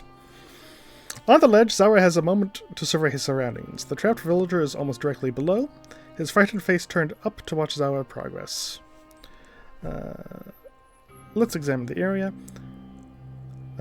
Zara takes a moment to look around. Several sections of the wall appear to be comprised of sheets of ice, like windows set into the side of the chasm. The thin ice is pocked through with air bubbles, and moving too quickly across the surface could cause it to shatter. Okay. So let's actually continue the descent. Zara climbs carefully down the chasm. I don't think it'll hold much longer. There's a faint clattering sound and a sharp cry. Glancing down, Zara sees that the man has slipped, only to grab hold of the rocky wall just in time to stabilize himself. Zara passes the fragile section of ice. The wind's beginning to pick up. The freezing gusts tug fiercely at Zara's clothing, howling past.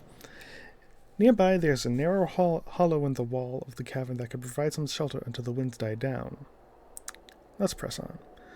Unfazed by the freezing winds, Zara continues the descent. Constitution 17. At last, Zara comes within arm's reach of the trapped villager and extends a hand towards him. When Zara's hand is mere inches away, the outcropping beneath the man's feet suddenly shudders and gives way, and he starts to fall. Dive after him. Zara quickly drops down toward the falling man and reaches him just in time. The rope around Zara's waist brings both parties to a jarring halt, and the knot in the rope comes undone. In the moment's desperate panic, Zara clutches at the rope with both hands. The man's screams can be heard long after he has plunged into the gloom below. After a few moments, a sickening crack goes up the chasm. Zara climbs back up the chasm and over the edge to safety. Well, hey, you do what you can.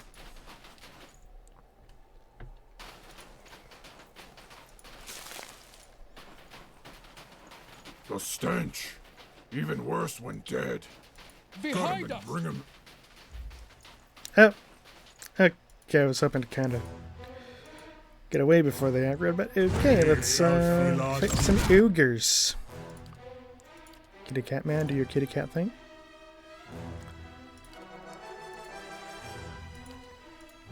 Kind of focus the caster here.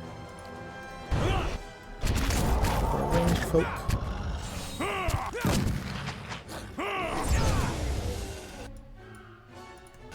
Focus the caster with everyone.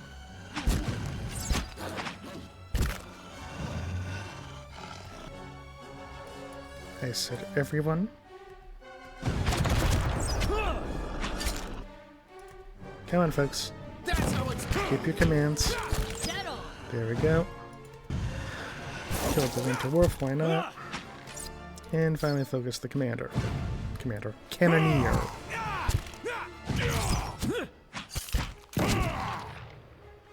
You should have run! Hey.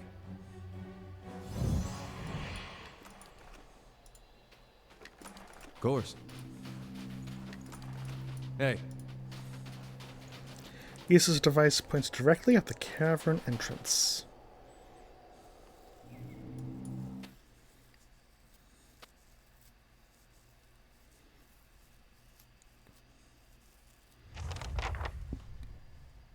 Let's see what lies this way.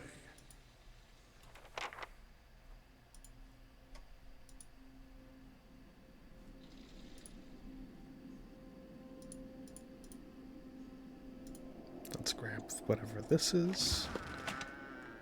Just a scroll.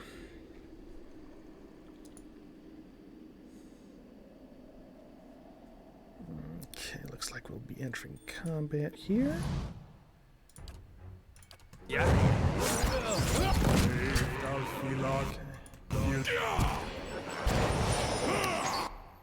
Yeah, these are basically Sahagin.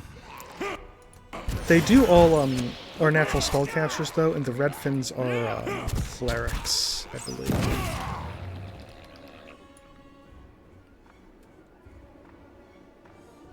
course. Okay, I think this is the metal. Yep, white Audra gems. Retrieve the ore. A thrust ooze. Francis!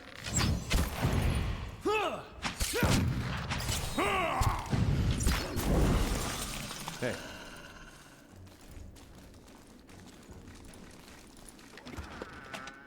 Exceptional warbow.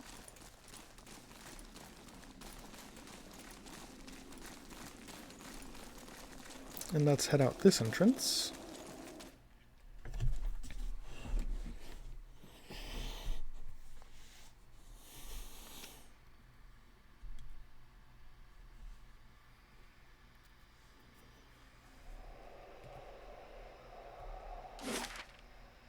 Okay.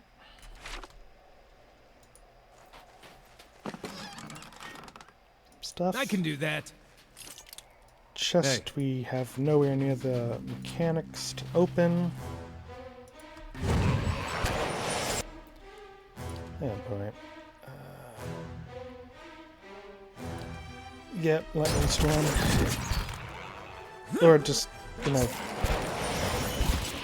paralyze my dudes with darts. Thank you kindly, enemies.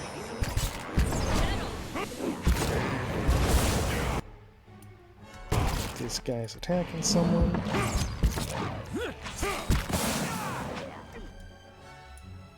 Focus on the cleric.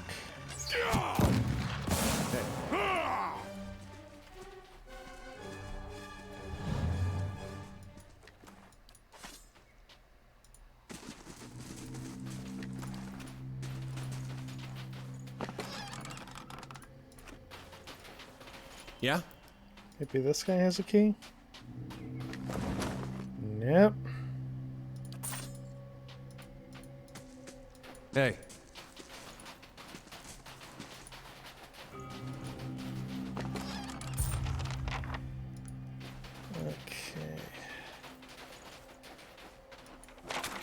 Okay, so I did find her Sfef. Oh, Let's I see can what's unlock in this here. one. As promised. I had enough mechanics to find this. Which is an exceptional stiletto and topaz. Hey.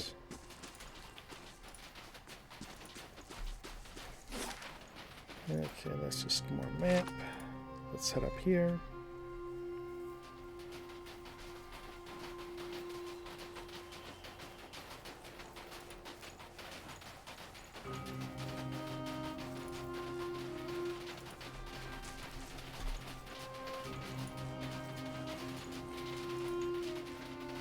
Let's see what lies Scouting this mode. way.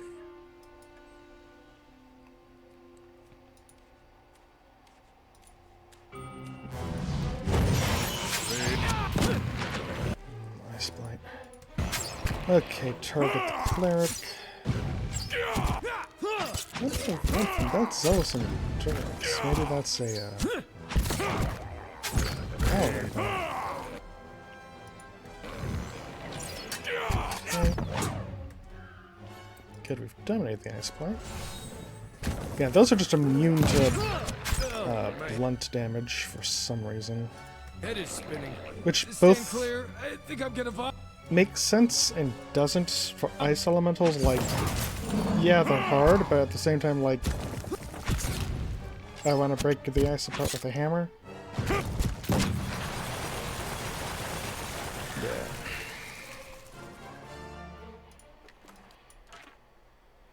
All right then.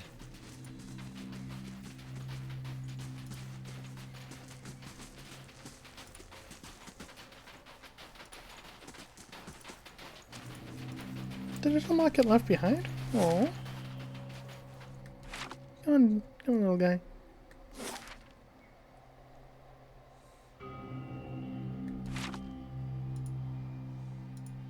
Hey. There we are. Let's get y'all back together. I'll stay out of sight.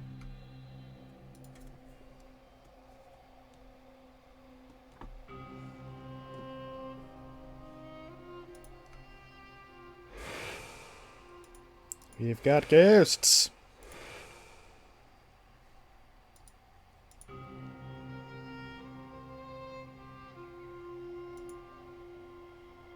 Okay, let's head up these. Let's head over here before we head up those stairs. Just best practice.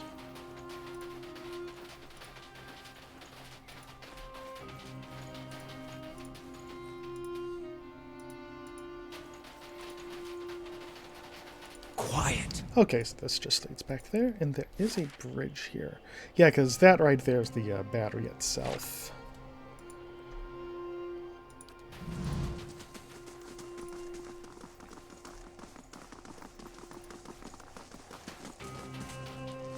Hello? Let's get back to scouting. Hello?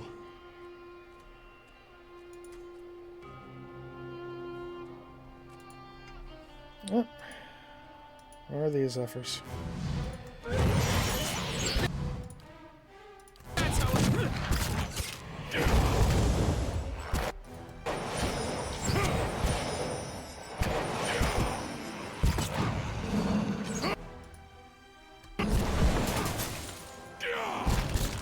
Like the really fragile.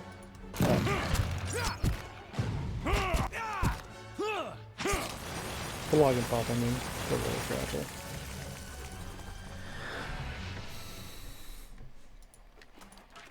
All right, then. Of course. The trampled bloody slush around this toppled wagon used by tracks leading back south along the path. And since I believe we can deal with your injury for now. This crate is empty, though it smells strongly of fish.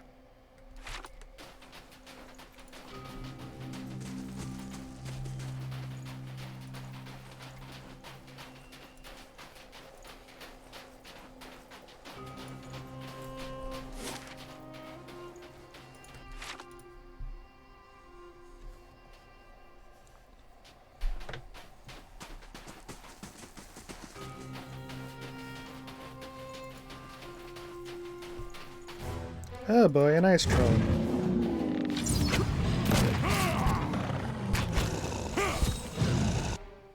Guess I'm gonna go over here so we can get some flanking on.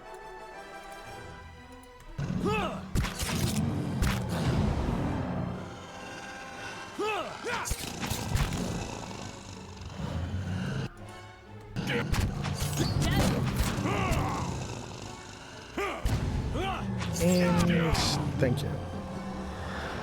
Oh, no, it's back. Trolls.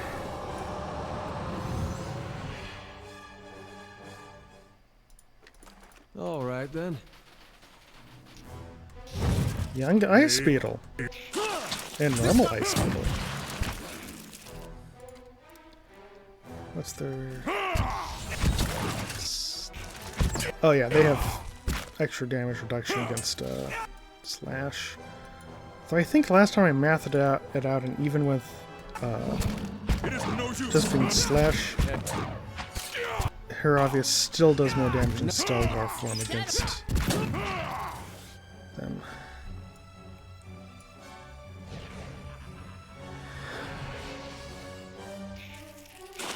Yep.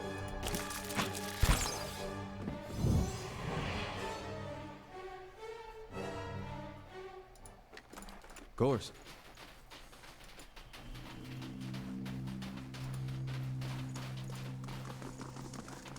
On the hunt. Unconquerable. +2 intellectual endurance above 50%, +25 focus gain when endurance above 50%. Okay, so that's meant for ciphers, because they're the ones who use focus as a resource.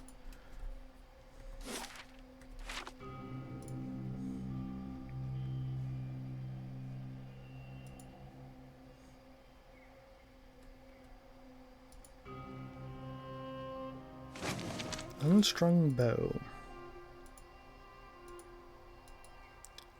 That will become useful.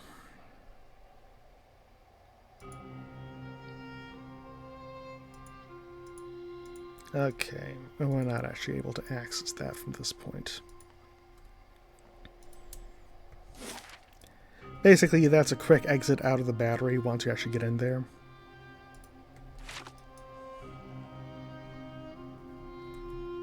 Go into fast mode. The thing I forgot about. Sorry. Okie dokie. Yes, swing your little legs off.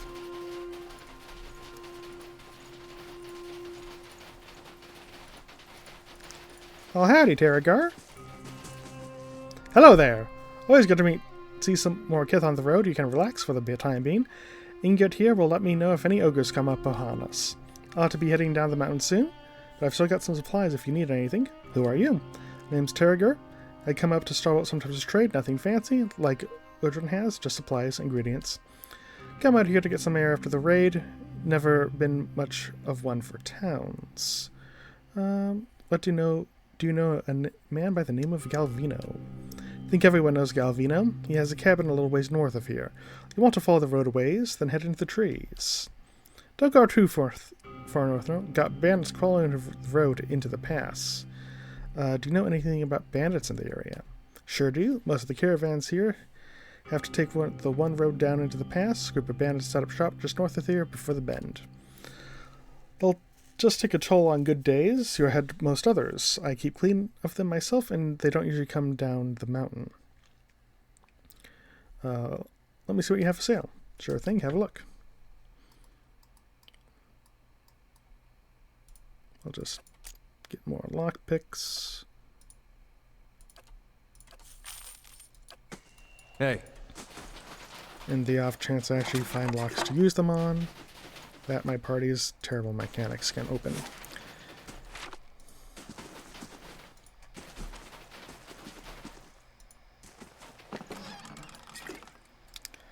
Okay, so we actually are going to take a rest here before entering into, Hey. Galvino's little shack.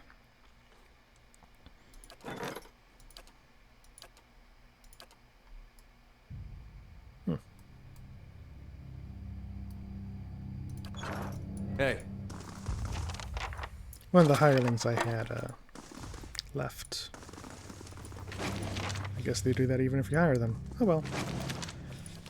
Okay, so this is a bit of a dungeon we have to go through. You cannot venture forth while in combat. Hey. Thank you, narrator. And there are a number of traps that I don't think our party has anywhere near the mechanics to do. I think the highest mechanics we have on any character even is like 5. Like even on the reservists, we have maybe 5 at most. Hey. So what I am going to do is, because since Saravius has 5 mechanics and he's in the front here, I am going to pull out Rite of Hidden Wonders.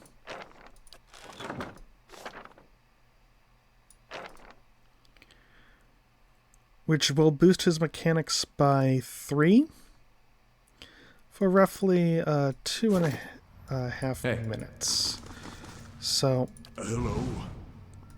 Hello? I'm gonna get a bit in. I'll use one now. Yeah? Because we only have 2 of them. Hey. On the hunt.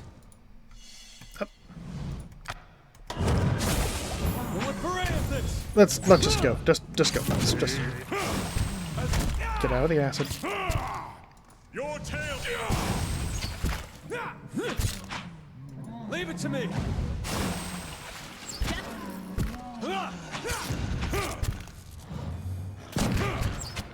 Okay, pretty much. Just because I have a bit of a timing issue with the right inactive. That ticks down even in combat. I will be using some of the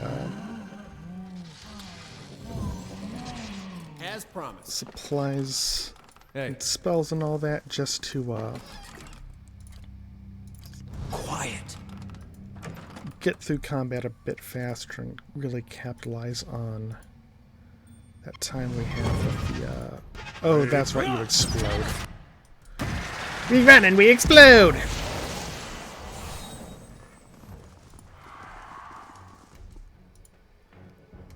Zawa, use your little heal burst, thank you kindly. I'll have Adair do a knockdown on the knockdown.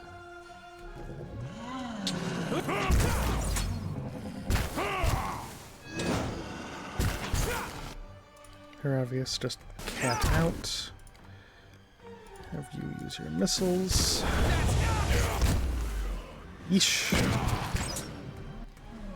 Almost got the Burning Flesh construct down. There's a name for you. Use your second wind. Use your forceful pushback. Everyone focus on this iron construct. You should have.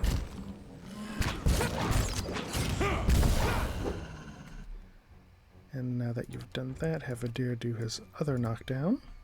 There we go. Hey.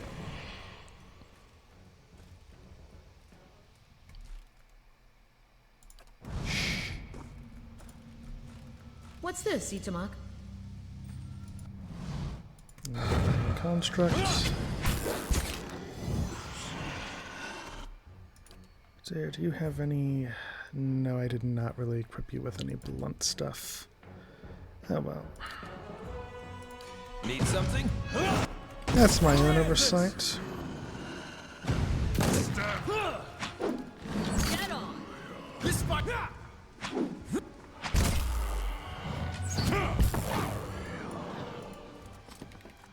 All done. Hey. Let's see what lies this way. Yeah.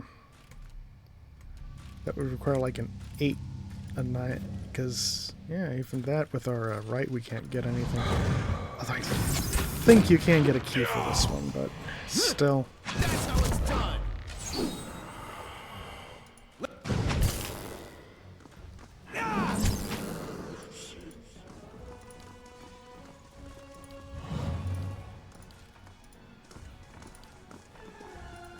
Yes, somehow still combat. Let's get out of combat. I will walk unseen.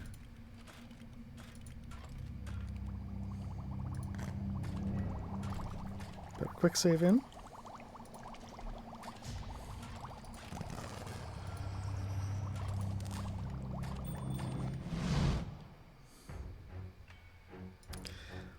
Let's target the misshapen construct first, because that sounds like it could be messy. Do something weird, so...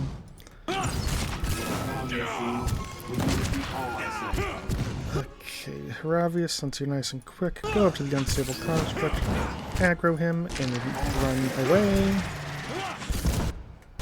Thank you kindly. Have you do your heal. Unleash some of me bolts. Okay, you're still getting some phrases. Summon in a phantom. Adair, if you could please stand up. Thank you kindly. Zawa, do your four fists. And start punch, punch, punch.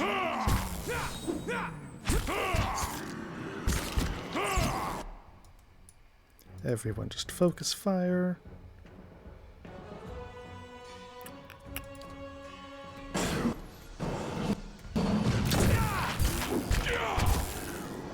That's how it's done.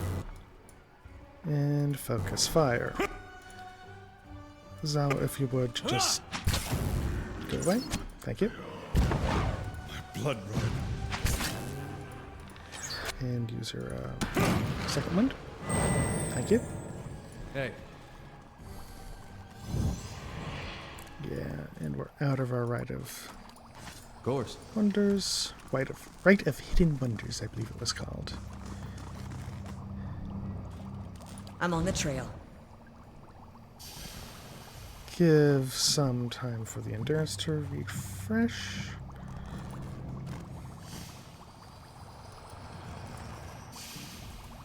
Hit this switch.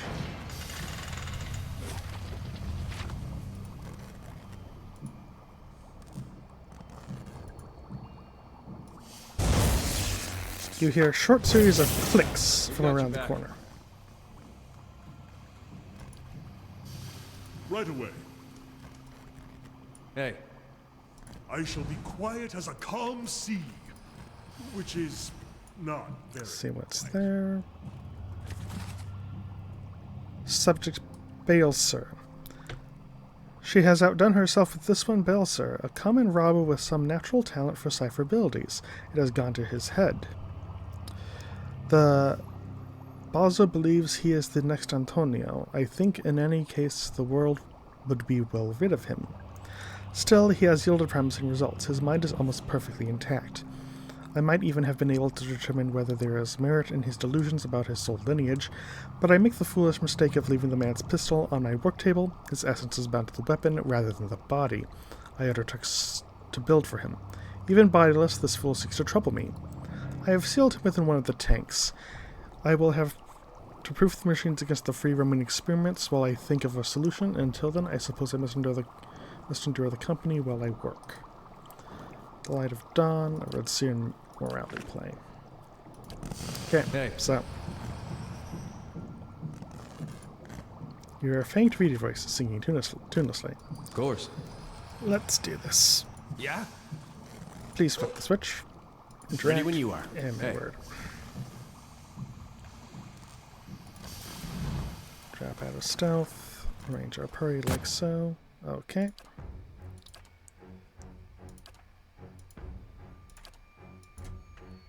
Actually have you switch over to Whispers of Yenwood because it's anti-spirits. Alrighty. Have everyone attack the spirit.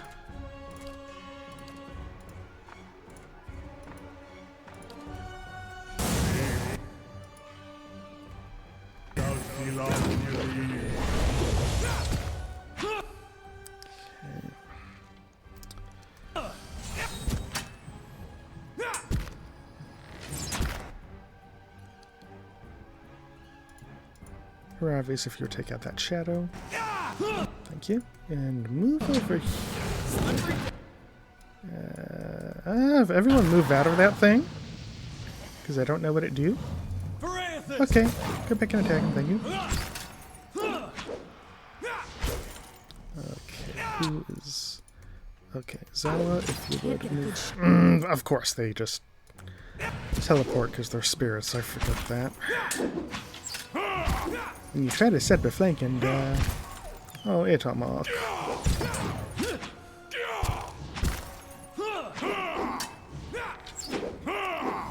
Oh, just kill it already.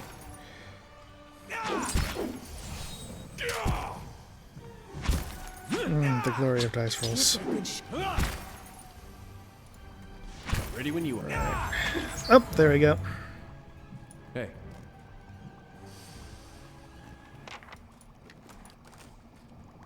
Hey.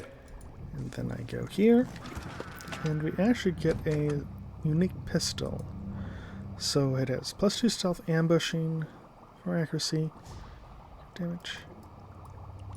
It's some chance. Time siphon. What the frick does time siphon do? I mean, it sounds cool.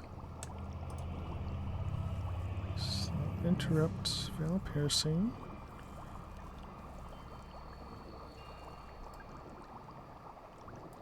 I'm not sure what that does, but let's keep it on Kana for now.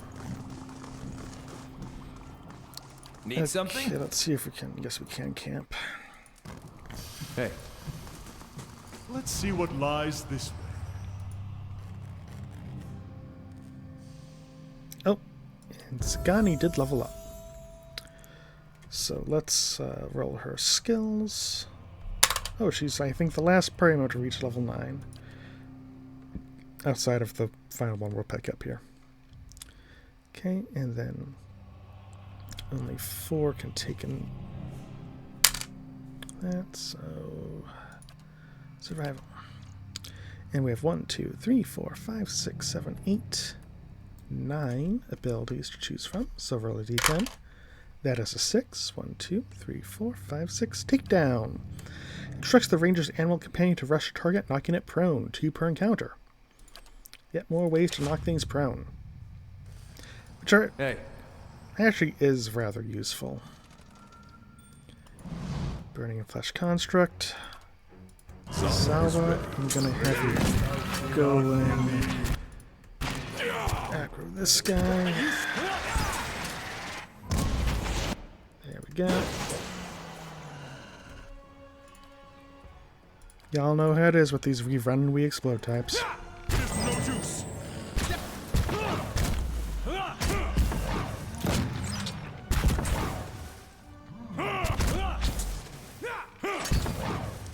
I've been playing Lies of P recently, and the rerun and re-explode enemies are clown robots.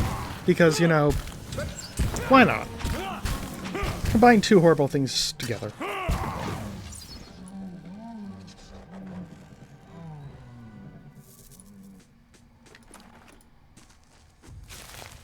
All right, then.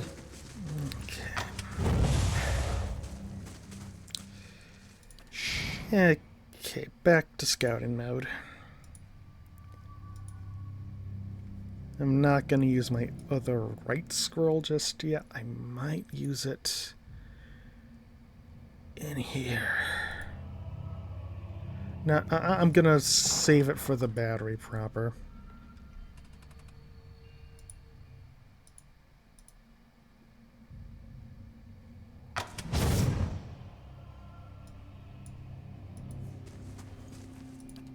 Not a sound. Another construct. This isn't working. Actually, will have the dare switch back over to the greatsword, just for more damage. To get through the damage reduction. Crumpled experimental notes.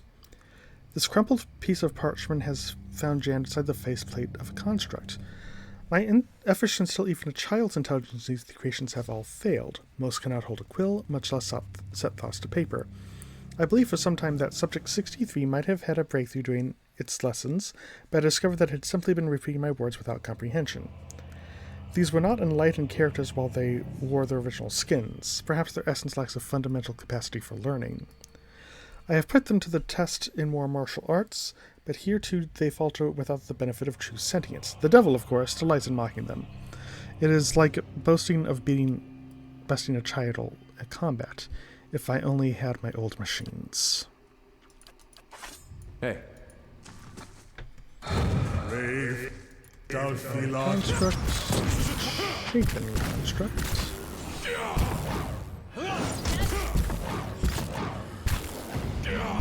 Yeah, just focus fire on these things.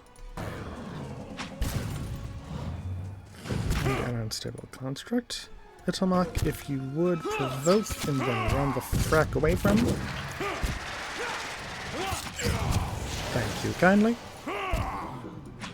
Your service is seen and appreciated, my foxy little companion. Just get right.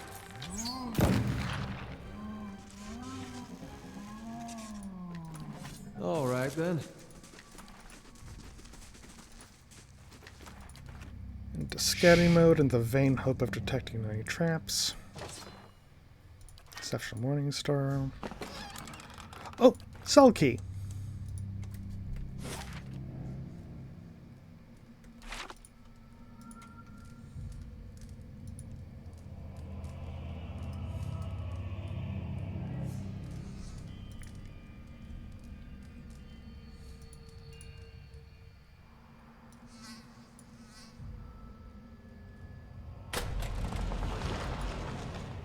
So I think the key to there might be in the cell that we can now unlock. Or I could be completely misremembering, but we'll find out. Ah! Workshop key! Experimental notes. This hastily written entry is dotted with blots of ink. I refuse to continue wasting my time with these stitchwork grotesques. What work is spent in granting the rotting corpses the feeblest spark of life is later tripled in repairs. Truly, they come apart at the seams. The sight of them in the corridors has come to disgust me. They hold nothing of the subject's vitality, intelligence, coordination, only a brute obedience. Flesh has too gentle a grasp upon the essence, that much is clear.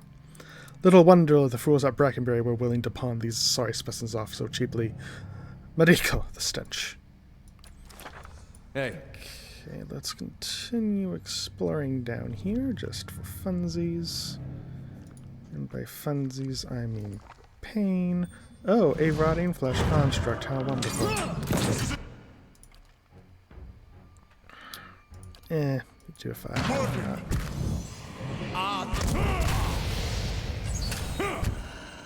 Oh, wow, they're really good against blunt. So I actually am going to have switch over to slashing weapons real quick. Y'all come in. Shoot. Oh, that's Haravius. Yep. Come on in. Actually, Haravius, go cat. Attack. Nah, I do that. Trigger a trap. Adair is down. That's how blood makes. Batting 1,000 today. This one. And just get rid of this thing.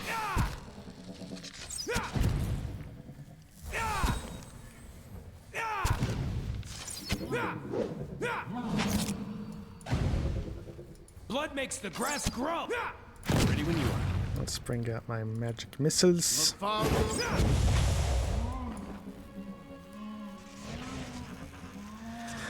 Really should be doing that more, but yeah. Understood.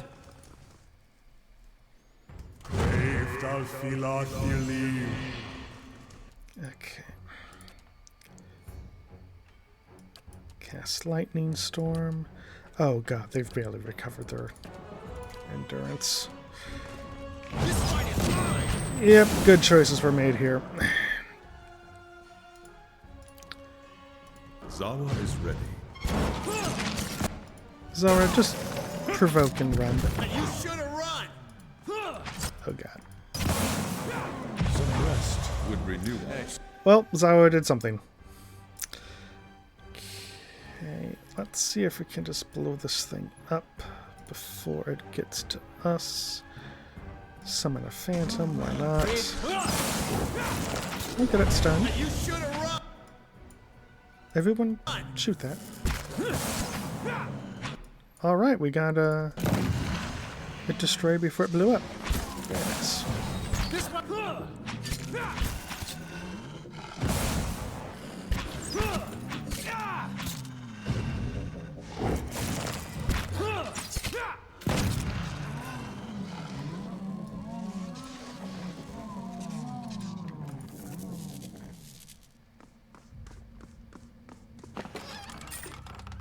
All right, then. Hey. I'll go on ahead. Let's let the endurance refill a bit. Okay, I've actually mapped out a good amount of the space here. Yep. Ha ha ha ha ha ha ha. And we failed to stop the trap, of course.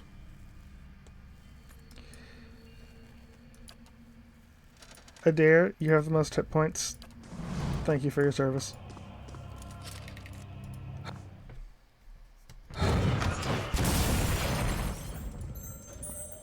Yeah?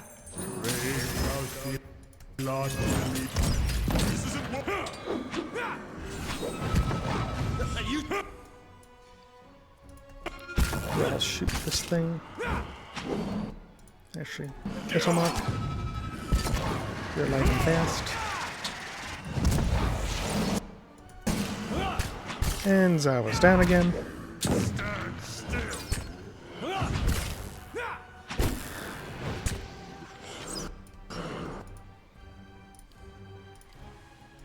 Hey. Do a knockdown. You know what? Try a knockdown with Idelmok. Dead on. Yeah. No, that was it is not Ilmox, but still. Oh!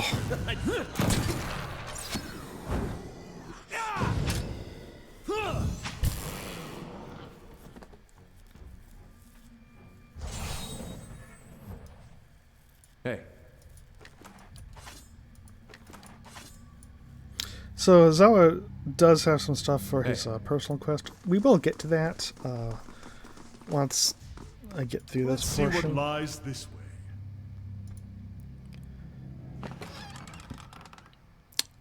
Red of Untamed Wild, that just increases the party's survival.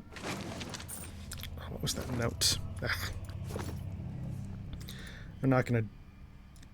That's suspiciously untrapped. All done. Oh, disengagement defense bonus, not bad. Let's go through here.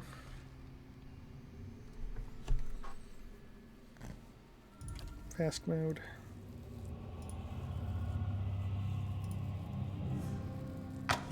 Of course. Hey. Feels like Oh, I that ate petrifies them. Oh yeah, petrify. Plus 100% all damage taken. Following your lead. Yeah, so double damage. Hey. And you're very easy to hit while... Follow shockingly, you're easy to hit while petrified. I know, Hey. like...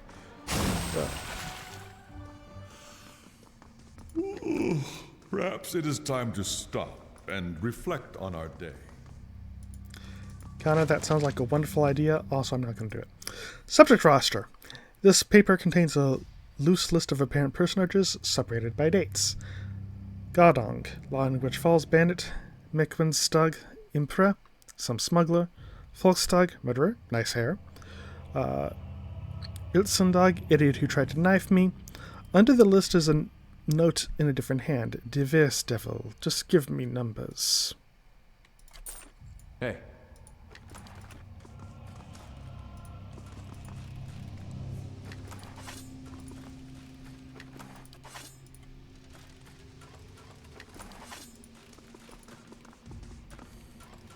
All done. Okay, let's turn fast mode off. Open this up. Okay. Ha! Your money or your life, friend! A tinny voice rises from within the chest of this headless machine. From time to time, a burst of sparks accompanies the rattling of its innards. Raise your hands. Stoic. Get a little lost, did we? There's a toll on these roads. 500 copper, or you have a new set of nostrils to breathe out of. But you're a construct. What? Is this some kind of insult? I'll show you a concept if you don't hand over all your money. Okay. I don't have time for this. Ha! Not the face! Oh yeah, so he's a broken construct, so he's just gonna run and explode at us. So... Scanning if you shoot him.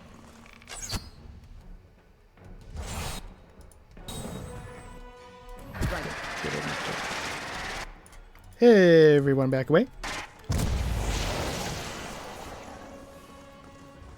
Well, that could have gone far, far worse.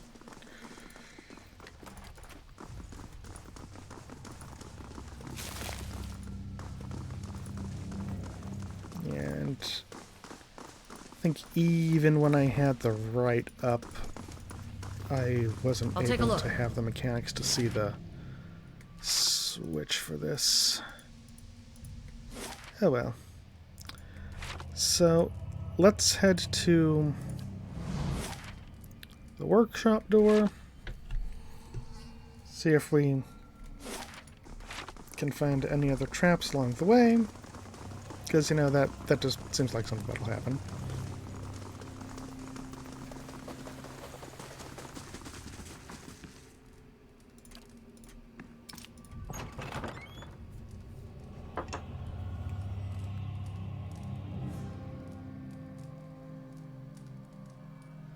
An elderly man hunches over a cluttered desk in the back of the workshop. His flesh is pulled tightly around thin, fragile-looking bones, except around his neck, where it hangs and loose wattles.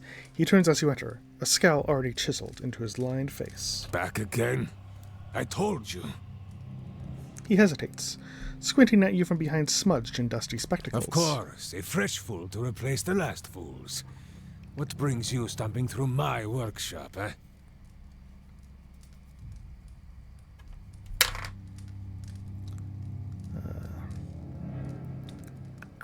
I sell false teeth. Heard like you could use a new set. This one's got spirit.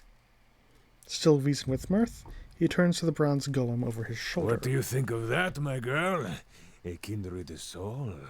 You better hope not. You would miss me if I were gone, Aimura.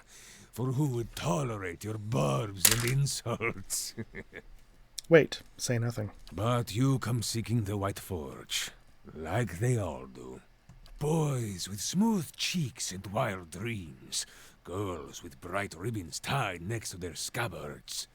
Old men and women, too, seeking a final blaze of glory before they're snuffed out for another turn at the wheel. Sound familiar? His smile is rigid as he looks at you, and the corner of his eye twitches. That's a lot of bitterness. Maybe I should ask you the same thing. Save your breath. He hawks a wad of phlegm from the back of his throat and spits it into the corner. I have this conversation with every pig-headed swashbuckler those Postonagos and stalwarts send here. Oh, did not mean to skip that. Go see Gavanano, they say. Surely he'll help you. Must have slipped their minds what a busy, important fellow you are. In the silence that follows, the temperature of the room seems to drop. Galvino glares at her. I should have let them stone you. Would have silenced your endless rattling forever. The hanging folds of skin beneath his neck tremble. Then you'd have naught but those frostbitten inbreds for company. I guess is this what it's like to be if Aloth and Ilsamir were two separate people? You're upset. There's an old wound with Stalwart, then. The spiteful imbeciles destroyed my career, ruined years of work. But let us focus on the reason for your visit, yes? The villagers and their adventurers hammer and pry at the battery as if they were laying siege to some moldering lord's keep. But those stones were laid by some of the finest builders ever to have lived, disciples of Abidan in the truest sense. They will not fall by the whims of any kith. And the door itself, it is infused with living essence. So that's why the dwarves disappeared. They got locked out of their own fortress. Shoulder, eh? I speak into seriousness. He shakes his head, but amusement tugs at the corners of his eyes. The Pargrunen of Durgan's battery perished within their own keep, victims of a violent disagreement among their own commandants. Surely in the village you have heard stories, no? Disappearing caravans, tracks in the snow, screams from the high towers. He pauses, watching your expression with a raconteur's glee. Well, go on. I like the story so far. The work of spirits still trapped in the battery, and a testament to those impenetrable walls. He raps on the motored stone of his own home. But the door of the keep, the one the Pargrunen filled with essence, it was made to listen, to recognize its masters. Go on. Traditional Aptapo cultures revolved around language. Words revealed who they were and where they were from. An interesting tradition. I could start introducing everyone in verse. That is why you need a Kantek. He holds up a twitching finger. Ah, yes, I believe those are anthems of sorts. That's the simple explanation. A Kantek is a statement of purpose, a declaration of identity. Each is unique to its stronghold. Thus, to enter a fortress like Durgan's battery, you would stand at the gate and recite its Kantek. Thank you for sharing. That's very interesting. Verus. A shame the Postonagos here cannot appreciate such elegance. To learn the Kantek, you must speak with one of the dwarves of Durgan's battery. A shame they are all dead, no? But no doubt their souls live on in one or two of the villagers of Stalwart. Like fine wine poured into a cheap pot. But to identify them, that is the first problem. You would need the skills of an animancer. I am a watcher. The golem swivels her head sharply towards you. Her mask of a face and the glass eyes behind it betray no emotion, but it seems as if she's watching you carefully. A watcher? Diverus? If this is true, then you could find a sole descendant from Durgan's battery, no question. But the greater difficulty remains. You would have to learn the Cantic from the dormant soul. And to do that, you would have to awaken it. So the Cantic is all I need. Who can say? None have yet opened Durgan's battery. But the ones that came before you, I think they got close. You may wish to find them and see what they discovered. Where would they be? I have not seen them since they first came to see me several weeks ago. But word has reached my ears that they crossed an ogre matron. Awaken someone. How would I do that? An awakening is merely the jolting of a dormant soul into consciousness. When such things happen normally, it is because something has reminded the subject of a past life, often violently so. Thus, to awaken one of the former dwarves of Durgan's battery, you will need to address that soul, preferably by name. But show some care. When you examine these souls, whatever it is you watchers do, you may see images, memories. These are moments of special import. What you see will tell you much about the person, and perhaps the condition in which they awaken. Awaken them from a traumatic memory, and who knows? Maybe they awaken thirsty for blood. Or maybe you awaken someone else. Here, this has been tuned to the Aeon of Durgan's battery. Use it near the villagers, and it should tell you if one has a soul old enough to have come from the battery. But this awakening would be permanent, wouldn't it? Oh, yes. Whoever you awaken will live with the memories and the personality of a past life. Maybe peacefully, maybe not. That is why you must pay attention to the soul you would awaken, no? This guy's got a real knack for understatement. It is a monumental thing to impose on another, but these are the very people who wish to rediscover the White Forge, Verus. He removes his spectacles and polishes the dirty lenses with his tunic. I see. Thank you for your help. He dismisses the thought with the wave of a hand. It is a pleasure to have such a courteous guest for a change. A shame you must dirty your boots in Stalwart. I'm going with him. You? Go to Stalwart? Is this your macabre sense of humor, or has something gone to rust in that beautiful head I crafted? No one will bother me while I'm with him. Besides, I can help him find people in Stalwart. You haven't been to Stalwart in 13 years. And this watcher sees souls. What help could you be? Besides, I have need of you here. You owe whatever remains of your wicked life to me. The golem says nothing, but her essence smolders. Resentment rises from her in shimmering waves. She swivels her head to look at you. What's the story between you two? This charming specimen is a convicted murderer. The Devil of Carrick, she's called. Mighty fine of you to start with my good qualities, and you wonder why we don't get more visitors. Killed over 12 people before they finally caught up to her in Stalwart.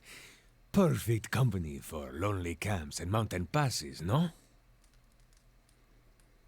Hey, I know how to start a campfire.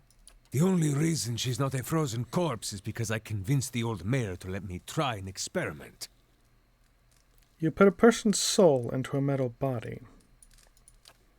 He leans back, raising his hands. Into a work of art! Look at this!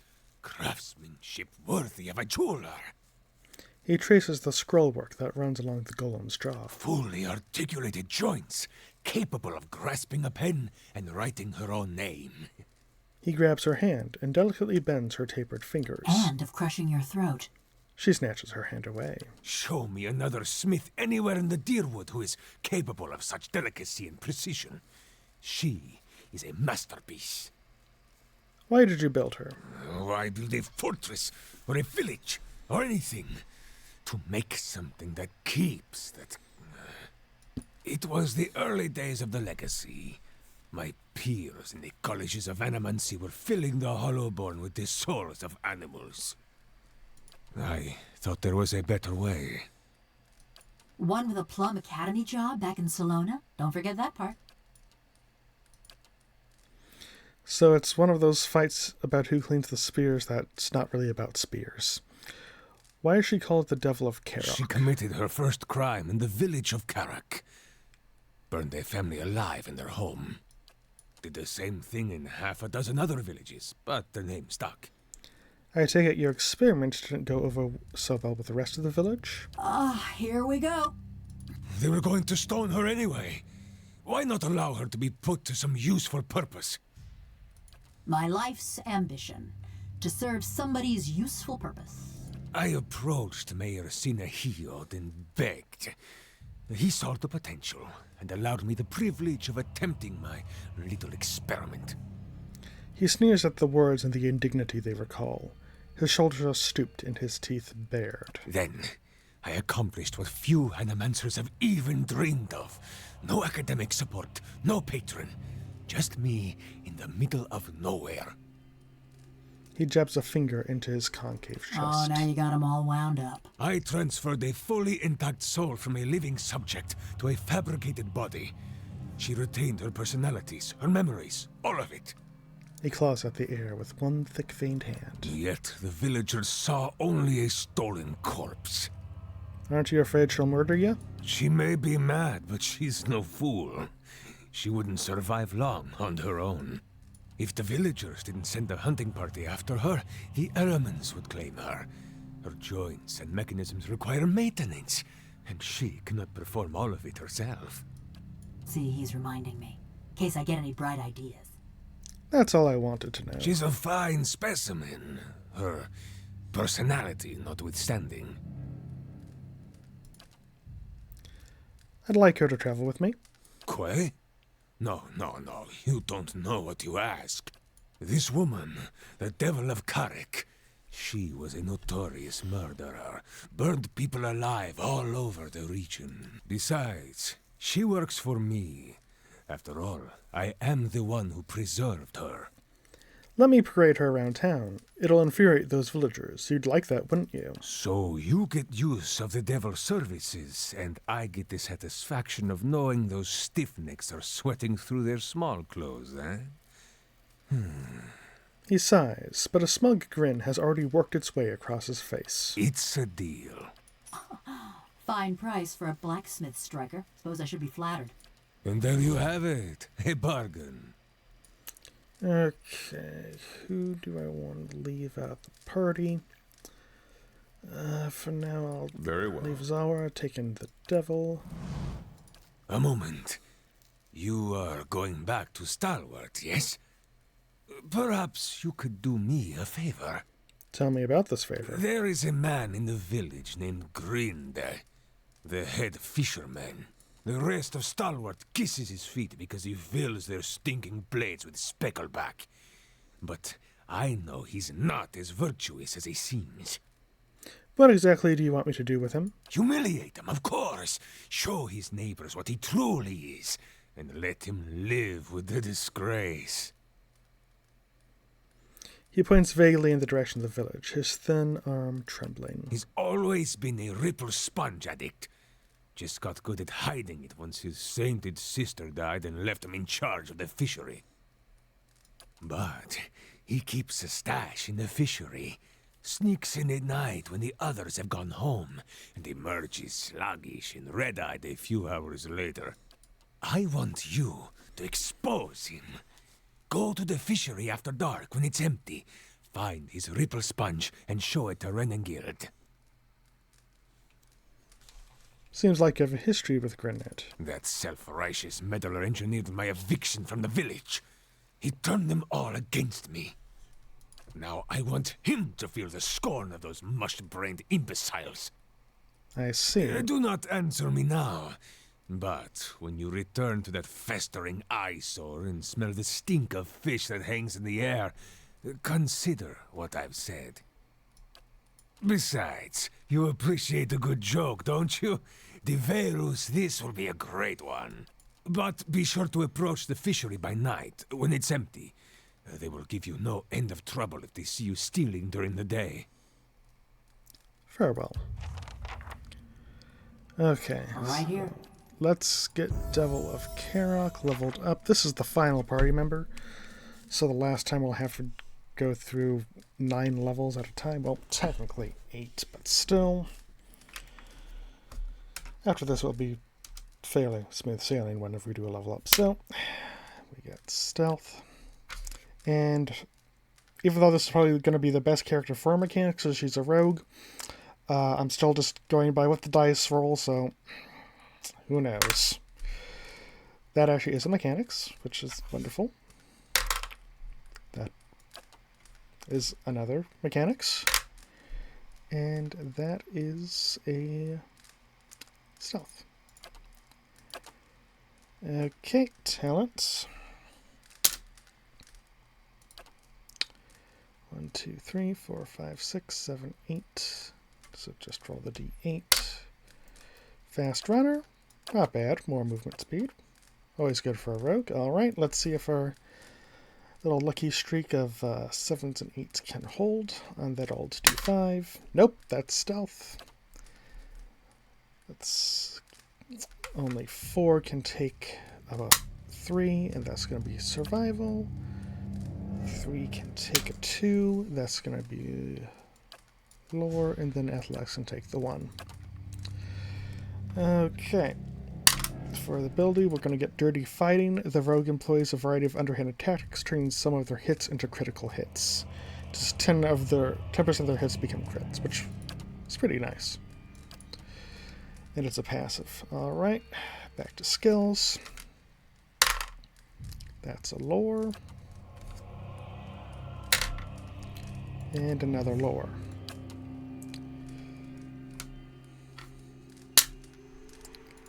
Defensive.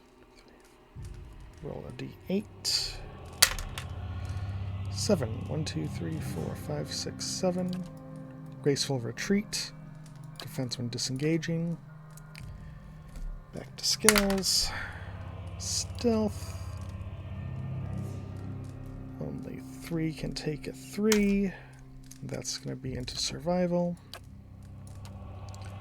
Abilities, we have 6 to choose from, and we are getting Escape. Allows the rogue to break engagement and expedite avoids the next attack, diving out of range to a specific location and granting a temporary defense bonus. Yet more skills. That's going to be lore. Only 3 of those can take a 3. And that's going to be athletics. Talents. Utility. 1, 2, 3, 4, 5, 6, 7, 8, 9, 10. That's going to be a 10, so that's going to be field triage. Okay. 1 in athletics. Only 2 can take the 4. That actually will be another mechanics. 1, 2, 3, 4, 5, 6, 7, 8. Abilities to choose from. 3, finishing blow. The rogue looks to finish off an injured opponent with a precise deadly strike that increases in damage the less endurance the target has. 2 per rest. Okay. Level 8 skills. We got athletics. Only one they can take a 3 of survival. Talent. Defensive. 2, 3, 4, 5, 6, 7, 8, 9, 10. And that's 10. 1, 2, 3, 4, 5, 6, 7, 8, 9, 10. Superior deflection. Never bad. And final level. That's going to be stealth. And 1, 2, 3, 4, 5, 6, 7, 8, 9. So roll a d10. 1. Crippling strike. The rogue attacks his or her enemy's ability to move around effectively, inflicting extra damage. 2. And hobbling any enemies successfully hit. 2 per encounter. Alright, so that is the Devil of Karok all leveled up.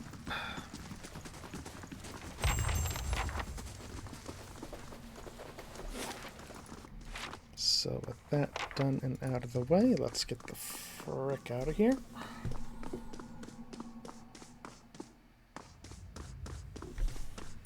Fast mode.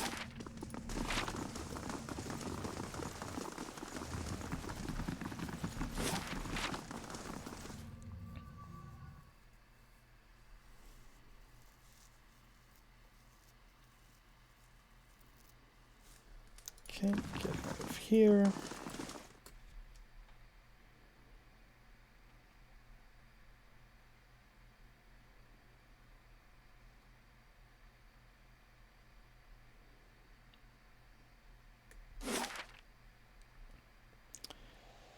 Okay, so for now, let's actually just head back to Stalwart itself so we can rest up.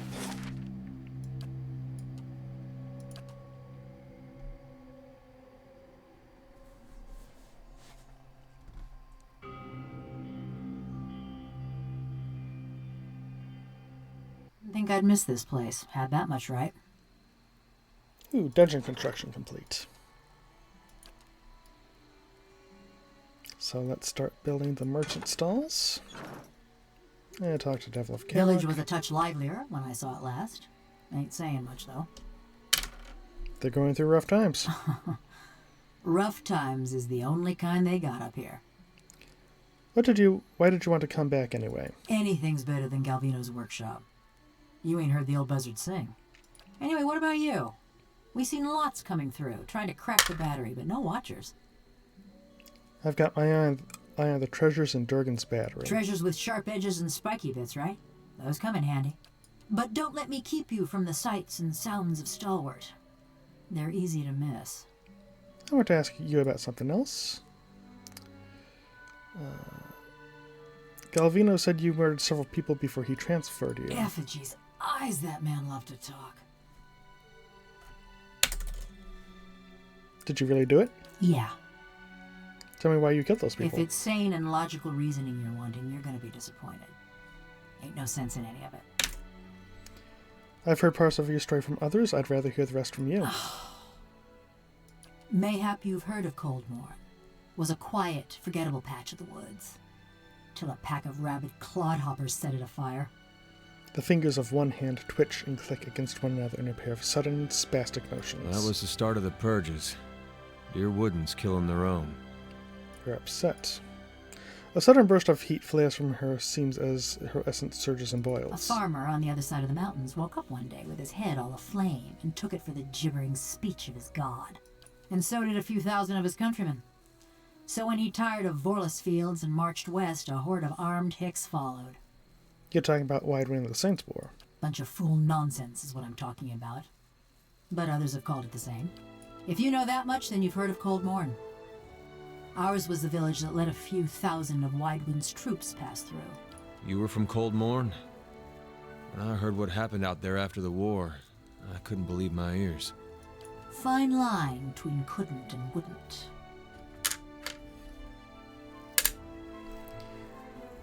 I guess you didn't have much choice. Try telling a few hundred crazed Dear Woodens. We got news of the Raid Sarens coming through the mountains. Begged the Duke for help, we did. She sweeps one bronze palm across another, metal screeching. Didn't send us so much as a bare-ass novitiate. They went to towns with full coffers and lofty connections. So we let Widewind soldiers pass. Left him for the Duke to wrangle on his own terms. So Cold One was purged in retaliation. Was after the Godhammer made a fine grit out of Widewind, when Deerwoodens were running on rage and looking for something to burn. You catch glimmers and glints at her seams as razor-thin wires pull tight within her body. They came at dark. Hundreds of folk. Every one of them mourning someone lost in the war. A dry chuckle ticks in her throat. Must have decided it was our duty to escort their dead back to the wheel. They didn't light their torches till they had us surrounded. Time we saw them, there was a ring of fire closing around us. She pauses, and a mechanism in the back of her skull clicks dully. I woke. Ran to the window. Whole village were a maze of flames. Couldn't see nothing but the smoke. And the screams. Her thumb spasms to a strange, rhythmic beat. Most ran for the streets. Got caught by the mob. Others hid, let their houses burn down around them. How did you survive? Ran, fought, hid, burned. Same as my neighbors and family. Just luckier. You cowards deserve no better. Same goes for the cowards who burned a sleeping village. And the Thanes who did nothing. I know the rush of heat fogs her chest plate. What does that have to do with your crimes? Hunting down the men and women what took part. Thought that much was clear. You couldn't have hoped to get them all. Well, we just gotta do our best with what time the gods give us, don't we? I'm impressed. I'd have been more pleased myself if I hadn't gotten caught like this. And if I'd gotten through a few more first. It were a mob that destroyed our village. But it was just one man that burned my family's house. Kept hoping I'd get to him as I was working my way through the rest of those maggots. No matter now, I suppose. Why did you want to come with me? Stalwart's great this time of year. Beareth spells in bloom for a good 5 days, and the mountain squall actually blows the fish stench away from town. Better than staying at Galvino's, anyway. What was your life like before the Saints' War? There weren't much to say about it. By my reckoning, that means it was pretty good. Ma was a trapper, taught me to set snares and dress game. Dad was a tinker. I never had his patience, but it were fun to watch him work. My brothers and sister, they was good folk too. Part of me's glad they ain't here to see me now. Her face is as blank as ever, but her essence ebbs and writhes. She turns away. Hey. Okay, so we do have a few things to turn in here.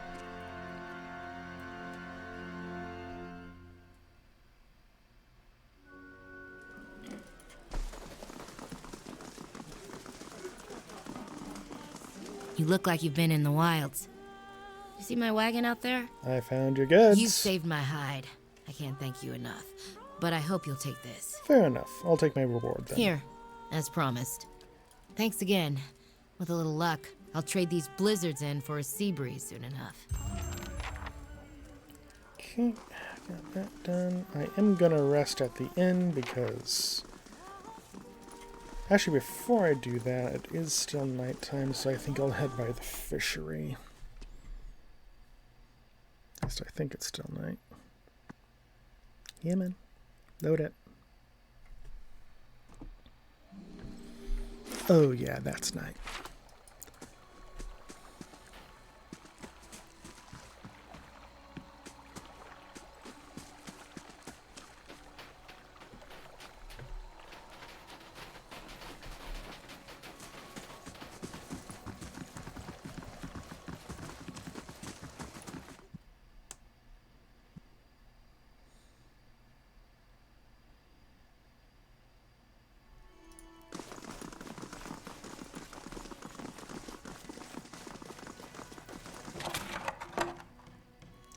Ardra's bracelet. This bracelet is comprised of many small interwoven beads, and it is held together by a fine silver clasp. Together the beads form a stylized image of mountain peaks. Reach your hand into the barrel and find a bracelet. A thick aura of essence clings to it, fresh with memory. You feel yourself drawn into it. In the memory you stride into the fishery. The floors are swept clean, and the wood is still splotched with snowmelt and fish guts. A man hunkers in the corner, his head nodding forward as if in sleep. He looks up drowsily as you approach. It's Gind. His face is youthful but sallow, and his hair hangs in stringy locks. You feel a pang of anger and pity at your brother's debauchery. Arda. His voice is little more than a croak. It's past midnight. Your throat feels tight. Gind wipes at his nose, then examines the mingled blood and powder on the back of his hand. He shrugs. Your fingers clench around coarse, thick fabric. Your father's best wool cloak tucked under your arm. Go! To raid Ceres, or Defiance Bay, or fucking Air Glonfoth. I don't care! You hurl it at the ingrate huddled on the floor. He picks up the cloak and looks as if it with the same sort of dull wonder. He wipes his nose on the lining. A sudden rush of fury leaves your limbs weak and raw. I'll tell them. Mayor Sina healed. The neighbors, everyone. You force the words through your teeth. About what? He mumbles, churning his words from a morass of snot and saliva. The stealing. You think I haven't noticed the money missing from the fishery coffers? Or heard Tana talk about losing a golden duke? You whisper, afraid even now that someone will overhear you, and the words scorch your throat. You can't be found when there's work to do, but every time those merchant wagons roll into town, you've got coin enough for a few bags of ripple sponge. No, it's not. He rubs his red-rimmed eyes. Your own grow warm and blurry. Stalwart tolerates your sponge habit, but they won't abide your thieving. You touch your bracelet, a gift from Mother, plucking at the beads. You won't. He rises, steadier on his feet than you would have thought. I will. You stride toward him. I wouldn't have shamed Mother and Father while they were living, but I won't let this keep up. Your anger swallows the last of your pity, anger at him for putting you in this position, for doubting your resolve, for failing to see you're close enough to smell his stale, sour breath when he pushes you. You fall, watching his widening eyes and the ceiling spinning into your vision. Isn't this just like him? Ginned with his full tantrums, never thinking of anybody but himself, and now you're going to be nursing a headache for a week. Just goes to show you can't help some people, but you remember him to your baby brother running through the snow, slipping, falling on ice, and you're slipping, falling, and there's a table behind you, but it shouldn't. The memory ends abruptly, jolting your back into the present, with your head hammering and your palms sweating.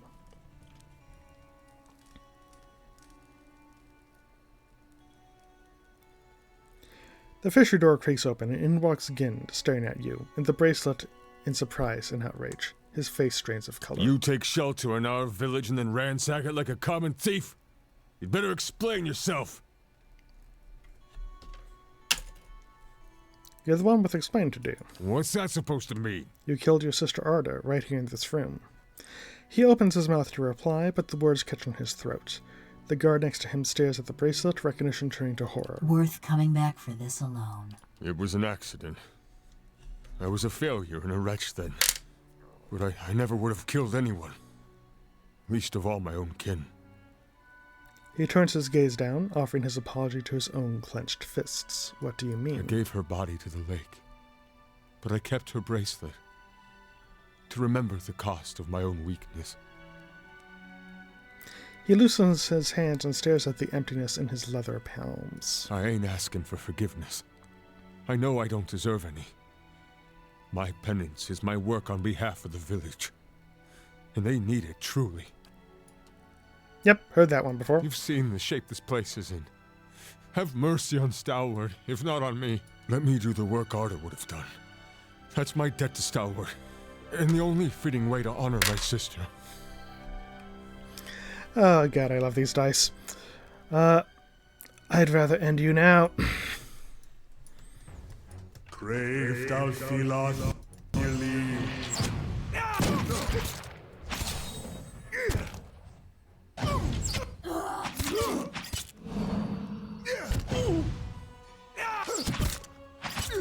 Leave it.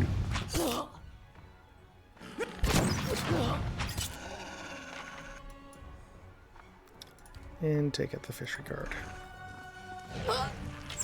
Hey.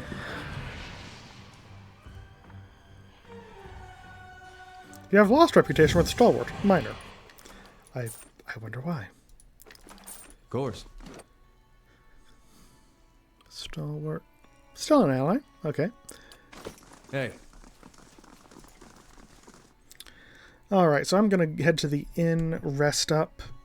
And then I actually am going to call the stream because both my voice and my carpal tunnel are getting a bit tired.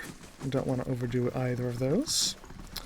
I was hoping to actually get through the entire part 1 of White March, but I think I forgot a bit how long it was. But next time we stream Pillars, I do intend to do the rest of White March and then get on with the finale of Act 2, then go from there. I'm slating that to be Friday. This Wednesday, I'm looking to be continuing Psychonauts. I am very much looking to get back into the regular swing of things with Back to warm your hands, streams eh? Monday, What can I Wednesday, do for Friday. you? After Top quality bear having a lot of irregularities in the schedule there, so. You know, there are accounts of watchers in all of the regions I've visited. Is that so? If the adventuring life doesn't work out for you, you could always read souls for coin, give people advice, tell them which family they're related to, and whom they should duel for past offenses. I could probably convince people of all kinds of things. Well, that's not quite the approach I was thinking of, but very true. Alrighty. So let me put a hard save in here.